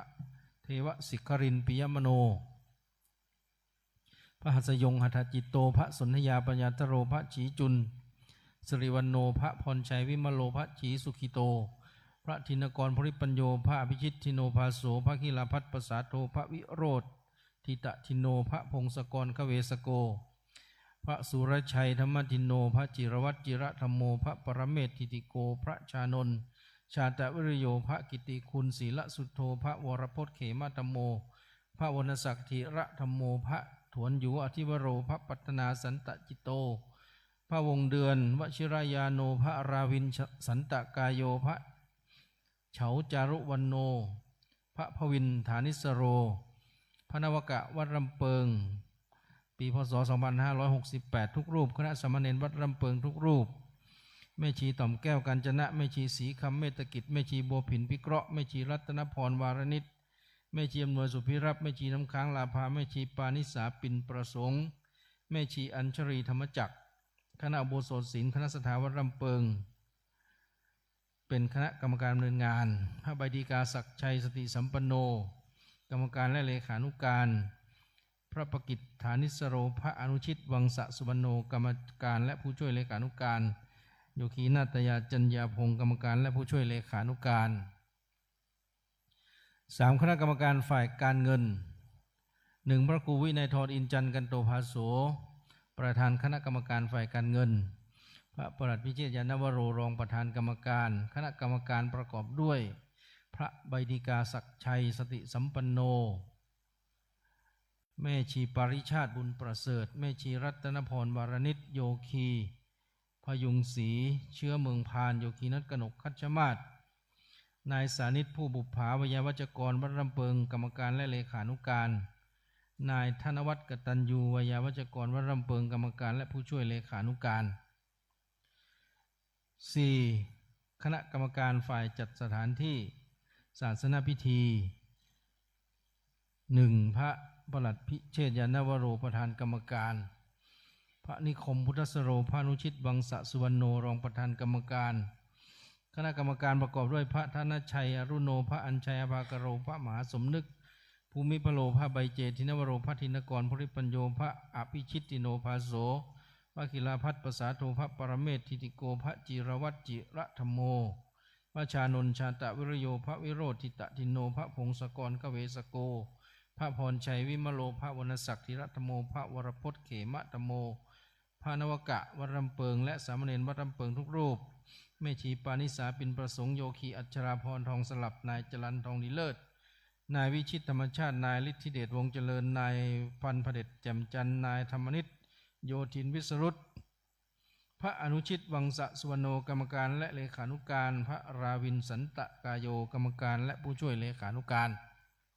5. คณะกรรมการฝ่ายประชาสัมพันธ์พิธีกรและโสตทัศนูปกรณ์พระวัชรินทร์ปิยธรรมโมดรประธานกรรมการพระกิติคุณศิลสุทโธรองประธานกรรมการพระปัตนาสันตจิตโตกรรมการนายอัครรัตน์ทิพย์ศรีนักวิชาการศาสนาชำนาญการสำนักงานพระพุทธศาสนาจังหวัดเชียงใหม่กรรมการนายฤทธิเดชวงเจริญกรรมการนายวิชิตธรรมชาติกรรมการและเลขานุการ 6. ฝ่ายลงทะเบียนและดูแลต้อนรับผู้เข้าร่วมทำบุญ 1. โยคีนาตยาจัญญาพงศ์ประธานกรรมการโยคีพัชระแก้วติยานุกูลรองประธานกรรมการโยคีลักษณะรักธรรมโยคีจิตอาสาวัดรำเปิงฝ่ายหญิงวัดรำเปิง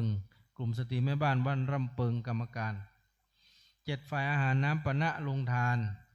1. พระครูประหลัดนพพันธ์ติตธรรมโมประธานกรรมการพระนิคมพุทธสโรรองประธานกรรมการคณะกรรมการประกอบด้วยพระสุรชัยยานเตโชพระมหาสมนึกภูมิพโลพระสนธยาปัญญาทโรพระธินกรปุริปัญโยพระวิโรธทิตตินโนพระชานนท์ชาตะวิริโยพระราวินสันตกายโยพระวงเดือนวชิรยาโนพระวรพจน์เขมตโมพระวรรณศักดิ์จิระธรรมโมพระนวกะวัดลำเปิงปีพศ 2568 สามเณรวัดลำเปิงทุกรูปแม่ชียุพินแสนกำฟูแม่ชีอัญชลีธรรมจักรคณะแม่ครัววัดลำเปิงโยคีกัญญรัตน์จันนวลพระกิลาภัทรประสาโทกรรมการและเลขานุการแม่ชีเสมอใจแซ่อึ้งกรรมการและผู้ช่วยเลขานุการ 8. ฝ่ายยานพาหนะจราจรและบริการทั่วไปดูแลความเรียบร้อยความสะอาด 1. ผู้ใหญ่บ้านหมู่ 5 บ้านลำเปิงประธานกรรมการผู้ช่วยผู้ใหญ่บ้านหมู่ 5 บ้านลำเปิงรองประธานกรรมการคณะกรรมการประกอบด้วยนายฤทธิเดชวงเจริญนายวิชิตธรรมชาตินายจรัญทองดีเลิศนายวันพเดชแจ่มจันทร์นายธรรมนิตโยธินวิสรุตนายสอนลุงติขอความร่วมมือร่วมแรงร่วมใจมายังพระภิกษุสามเณรแม่ชีโยคีและคณะศรัทธาทุกรูปทุกท่านที่ได้รับการแต่งตั้งได้ร่วมมือร่วมใจกันปฏิบัติหน้าที่เต็มกำลังความสามารถเพื่อให้งานบำเพ็ญบุญกฐินทานมหากุศลในครั้งนี้สำเร็จลุล่วงลงไปด้วยดีต่อไปประกาศมาณวันที่ 8 เดือนตุลาคมพุทธศักราช 2568 ลงนามพระภาวนาธรรมาภิรัตน์วิเจ้าวาดวัดร่ำเปิงตะโปธารามเจ้าสำนักปฏิบัติธรรมประจำจังหวัดเชียงใหม่แห่งที่ 2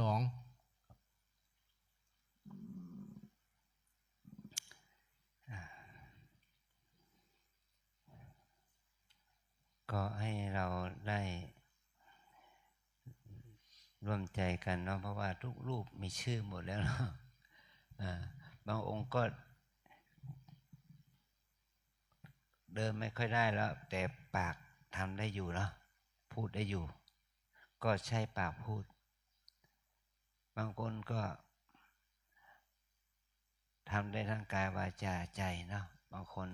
กายไม่ค่อยไหวก็เอาวาจาใจถ้า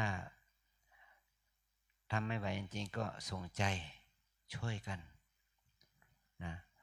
พูดไม่ได้แล้วก็ทำไม่ได้ก็ส่งใจนะเฉลี่ยเกื้อกูลกันเพราะว่างานนี้มันต้องทำด้วยกัน รวมกันนะอาศัยศรัทธาญาติโยมเราช่วยกันคณะอุโบสถศีลคณะศรัทธาบ้านลำเปิงมีงานพิเศษอย่างหนึ่งคือว่ามีกลุ่มช่างฟ้อนวัฒนธรรมเชียงใหม่นะเขามีจิตอาสาจะมาฟ้อนให้ฟรีเราก็คงจะไม่ให้เขาฟรีหรอกเราขอจัดเครื่องของชำร่วยให้โยมเขาด้วย ว่ามีช่างฟ้อนเท่าไหร่มีเจ้าที่เท่าไหร่ถ้าเขามาฟ้อนมาลำให้เราก็มอบเครื่องของชำร่วยให้เขาเนี่ยแล้วก็มีนักเรียนโรงเรียนของเราระดับบางคนน้อยเขาจะเอาฟ้อนหรือว่าจะเอาดนตรีพื้นเมืองมากล่อมมาร้องก็จัดของชำร่วยให้เขาด้วยถ้าเขามามากก่อนมากน้อยแค่ไหนก็ตามนั้นเนาะเป็นพอเอาใหม่เข้ามาวันที่9วันพรุ่งนี้เป็นพอเอาใหม่พอหมอคนเก่าท่านเกษียณไปแล้วเนาะนี่ก็คืองานดำเนินการเนี่ยเขาทุกรูปนะแล้วงานฝ่ายการเงินเราจะต้องอาศัยว่ามีวิทยากรที่ว่าเขามีวิทยากรเราต้องเอาชื่อของเขาลงด้วยเพราะว่าเขาเป็นวิทยากรของวัดเราโดยกฎหมายนะและเจ้าหน้าที่ของเราก็ช่วยกันอันที่3สถานที่ในการจัดสถานที่ถวายกฐินสถานที่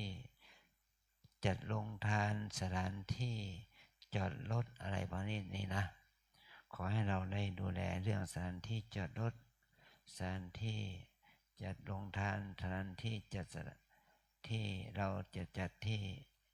ทอดกฐินนั่นแหละสถานที่ลงทะเบียนนะสถานที่ลงทะเบียนใครก็ต้องมีสถานที่รับทานก็ช่วยเหลือกันแล้วก็สถานที่เกี่ยวกับตั้งเครื่องโสดเครื่องเสียงนะให้เช็คเครื่องเสียงเครื่องไมค์หรือว่าเครื่องถ่ายวิดีโอด้วยให้มันสมบูรณ์มากที่สุดเท่าที่จะมากได้แม้ว่าเราจะแม้ว่าถ้าเราถ่ายทอดออกเสียงออกไปให้มันได้สมบูรณ์หน่อยก็ให้เราดูแลเรื่องเครื่องเสียงเรื่องเครื่องถ่ายด้วยนะเรื่องโรงอาหารน้ำบานะนี่ก็จัดสถานที่ให้เหมาะสมนะเพราะเราต้องขอบคุณโรงทานนะเจ้าภาพโรงทานทุกโรงทานเนี่ยปัจจุบันนี้มีประมาณเท่าไหร่64นะ74เจ้าภาพเนี่ยอาจารย์ได้รับถวายเหรียญของอาจารย์นะของท่านจากท่านพระวินธนิสโลนะอาจารย์ได้จะให้มอบเหรียญให้โยมจะเป็นเจ้าภาพโรงทานด้วยมีประมาณ140กว่าเหรียญนะแล้วก็มอบของที่ระลึกนะเจ้าของโรงทานด้วยนะให้ดูแลให้ของที่ระลึกที่จะมอบให้เจ้าภาพโรงทานน้ำปานะให้แก่ญาติโยมด้วยตามสมควรแก่เหตุเนาะเพราะเราเห็นว่าโรงทานแต่ละโรงนี่มันไม่ใช่ว่าใช่เงิน100ไม่ใช่เงิน1,000ไม่ใช่มันหลายพันโรงทานใหญ่ๆก็หลายหมื่นนะเพราะว่าโยมทำบุญด้วยความศรัทธาถ้าเราไปคิดถึงค่าอาหารค่าน้ำปานะที่มาทำโรงทานเนี่ยก็หลายพันหลายหมื่นเราไม่ใช่ว่าจะให้โยมออกใจอย่างเดียวให้เราออกใจกันด้วยลูกเนรนะลูกนะพระใหม่พระหนุ่มๆนะ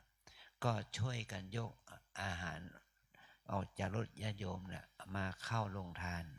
ให้โยมเห็นถึงประโยชน์ที่เรามาที่ท่านมาอุตส่าห์มาเป็นเจ้าภาพอาหารให้เป็นโรงทานให้แก่แขกเพราะเราทุก คนนะว่าเรานี่ไม่ได้ทำอาหารจากโรงครัวหลายปีมาแล้ว ได้ประโยชน์สุทธิผลที่เกิดจากเจ้าภาพลงทานนั่นแหละนะเพราะปัญหานี้มันก็หมดไปอาหารไม่มีเจ้าภาพเลี้ยงอาหาร เพราะว่าเจ้าภาพลงทานนั้นเขามีความศรัทธาต่อการทำอาหารมาเลี้ยงแขกนะรวมถึงเจ้าภาพที่เจ้าภาพกฐินแต่ละกองเนี่ยเราก็จะการช่วยดูแลผ้าไตรให้หีบห่อให้ดีให้เรียบร้อยหีบห่อให้มันสวยงามให้หีบห่อผ้าให้มันดูดีไม่ใช่เอาของเก่าเอากระดาษเอาพลาสติกแบบเก่าๆยุ่ยี่ให้เราเอาใหม่ๆเอามาห่อให้เรียบร้อยแล้วก็เอาให้โยมเช่าบูชานะแล้วก็จะได้ให้โยมชื่นใจเนาะเพราะเหตุนี้เราต้องทำให้เป็นที่เรียบร้อยสถานที่จอดรถจอดอันนี้ก็ให้เราไปช่วยประสานกับพ่อหลวงบ้านชบรหมู่บ้านตำรวจบ้านแล้วก็เจ้าหน้าที่อสม.อะไรอย่างนี้นะมาช่วยบริการเพราะว่าทุกอย่างนี้เราทำงานเพื่อวัดเรานะก็เหมือนกับทำงานเพื่อหมู่บ้านเราหมู่บ้านลำเปิงนั่นแหละนะถือว่ากิจเหล่านี้ก็เป็นกิจของไม่ใช่ของคณะสงฆ์แต่เป็นกิจของทุกคนไม่ใช่กิจของคณะสงฆ์อย่างเดียวเป็นกิจของทุกคนเป็นหน้าที่ของทุกคนที่ทำหน้าที่เหล่านี้นะเพื่องานของเรานั้นให้สำเร็จไปด้วยดี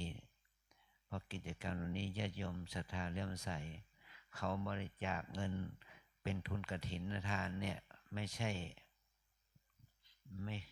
ไม่ว่าจะเป็น10เป็น100เป็นพันแต่เงินทองเป็นของหายากนะทุกบาททุกสตางค์ที่โยมถวายนะได้มาด้วยน้ำพักน้ำแรงหยัดเหงื่อแรงงานของโยมได้ด้วยการเสียสละทุนทรัพย์สินทรัพย์ปัจจัยเอามาเป็นกฐินให้ว่าเราได้ใช้จ่ายเนี่ยก็ขอให้เรานั้นได้เห็นคุณค่าในทานกุศลที่โยมได้กระทำบำเพ็ญแก่วัดเรานะขอฝากงานเหล่านี้ให้แก่พวกเราได้ช่วยกันเป็นภาระตามหน้าที่ของเรานะขอให้เราได้ทำหน้าที่นี้ด้วยกันเนาะเอาต่อไปทำหน้าที่อะไรท่านโจท่านไก่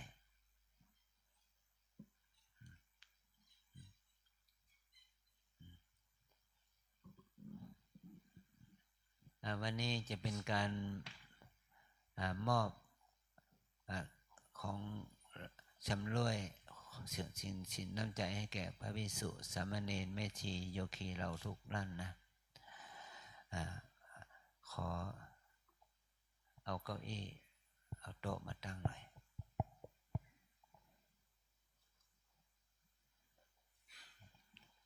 ท่านพิเชษช่วยอ่านด้วยนะครับขอโอกาสอ่านตามรายชื่อนะครับลำดับที่1ขอกราบนิมนต์พระครูประหลัดนภันธ์ทิตธรรมโมผู้ช่วยเจ้าอาวาสฝ่ายปกครองลำดับที่2พระครูวินัยธรอินจันทร์กันโตภาโสยังตั้งไม่เสร็จแล้วยังอ่านได้ไหมตั้งโต๊ะสิยกขึ้นมาสิหลวงพ่อประสิทธิ์มาไหมครับไม่มาลำดับต่อไปนะครับจะเป็นพระอาจารย์มหาสุรศักดิ์นะครับ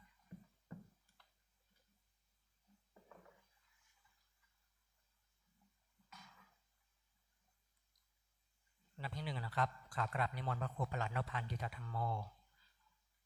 ลำดับที่2พระครูวินัยธรอินจันทร์กันโตภาโสต่อไปพระมหาสุรศักดิ์โก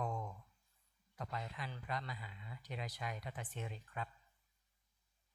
พระมหาสมนึกไม่มาพระมหาสมนึกครับนิมนต์ ต่อไปพระอาจารย์อัญชัยครับ พระอาภากโร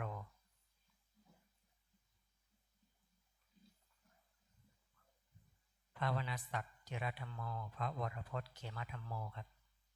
คือตรงนั้นนะเนาะต่อไปพระสุพรชัยธรรมทินโนครับอ้าวไม่มาครับพระกิติคุณศิลสุทโธครับพระปัฒนาสันตาจิตโต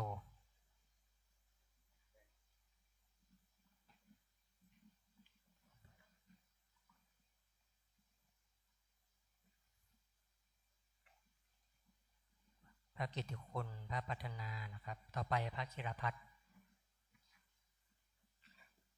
พระธินกรภูริปัญโยพระสนธยาปัญญาทโรพระชานนท์ครับมาเปล่าไม่มาพระราวินครับสัญจกายโยพระวงเดือนครับนิมนต์ครับพระสุกิโตนิมนต์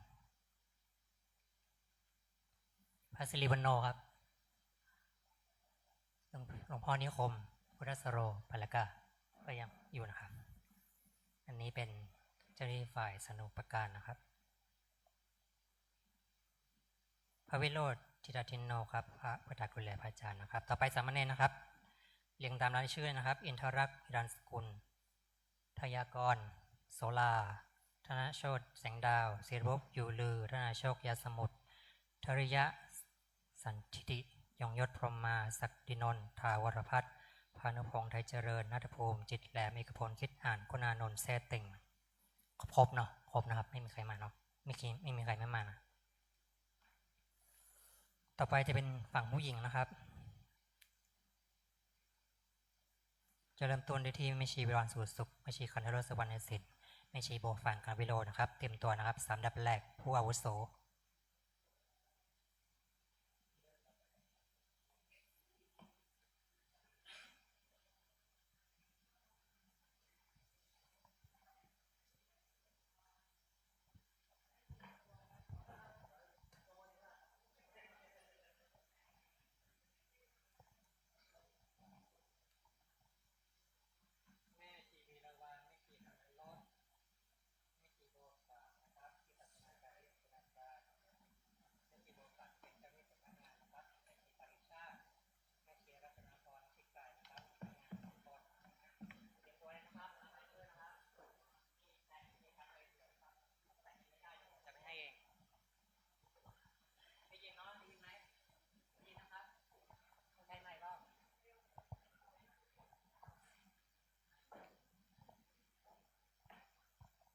แม่ชีวิรวรรณครับสุขแม่ชีคันธรสสุวรรณสินวิปัสสนาจารย์นะครับแล้วก็สำนักงาน3 คนแม่ชี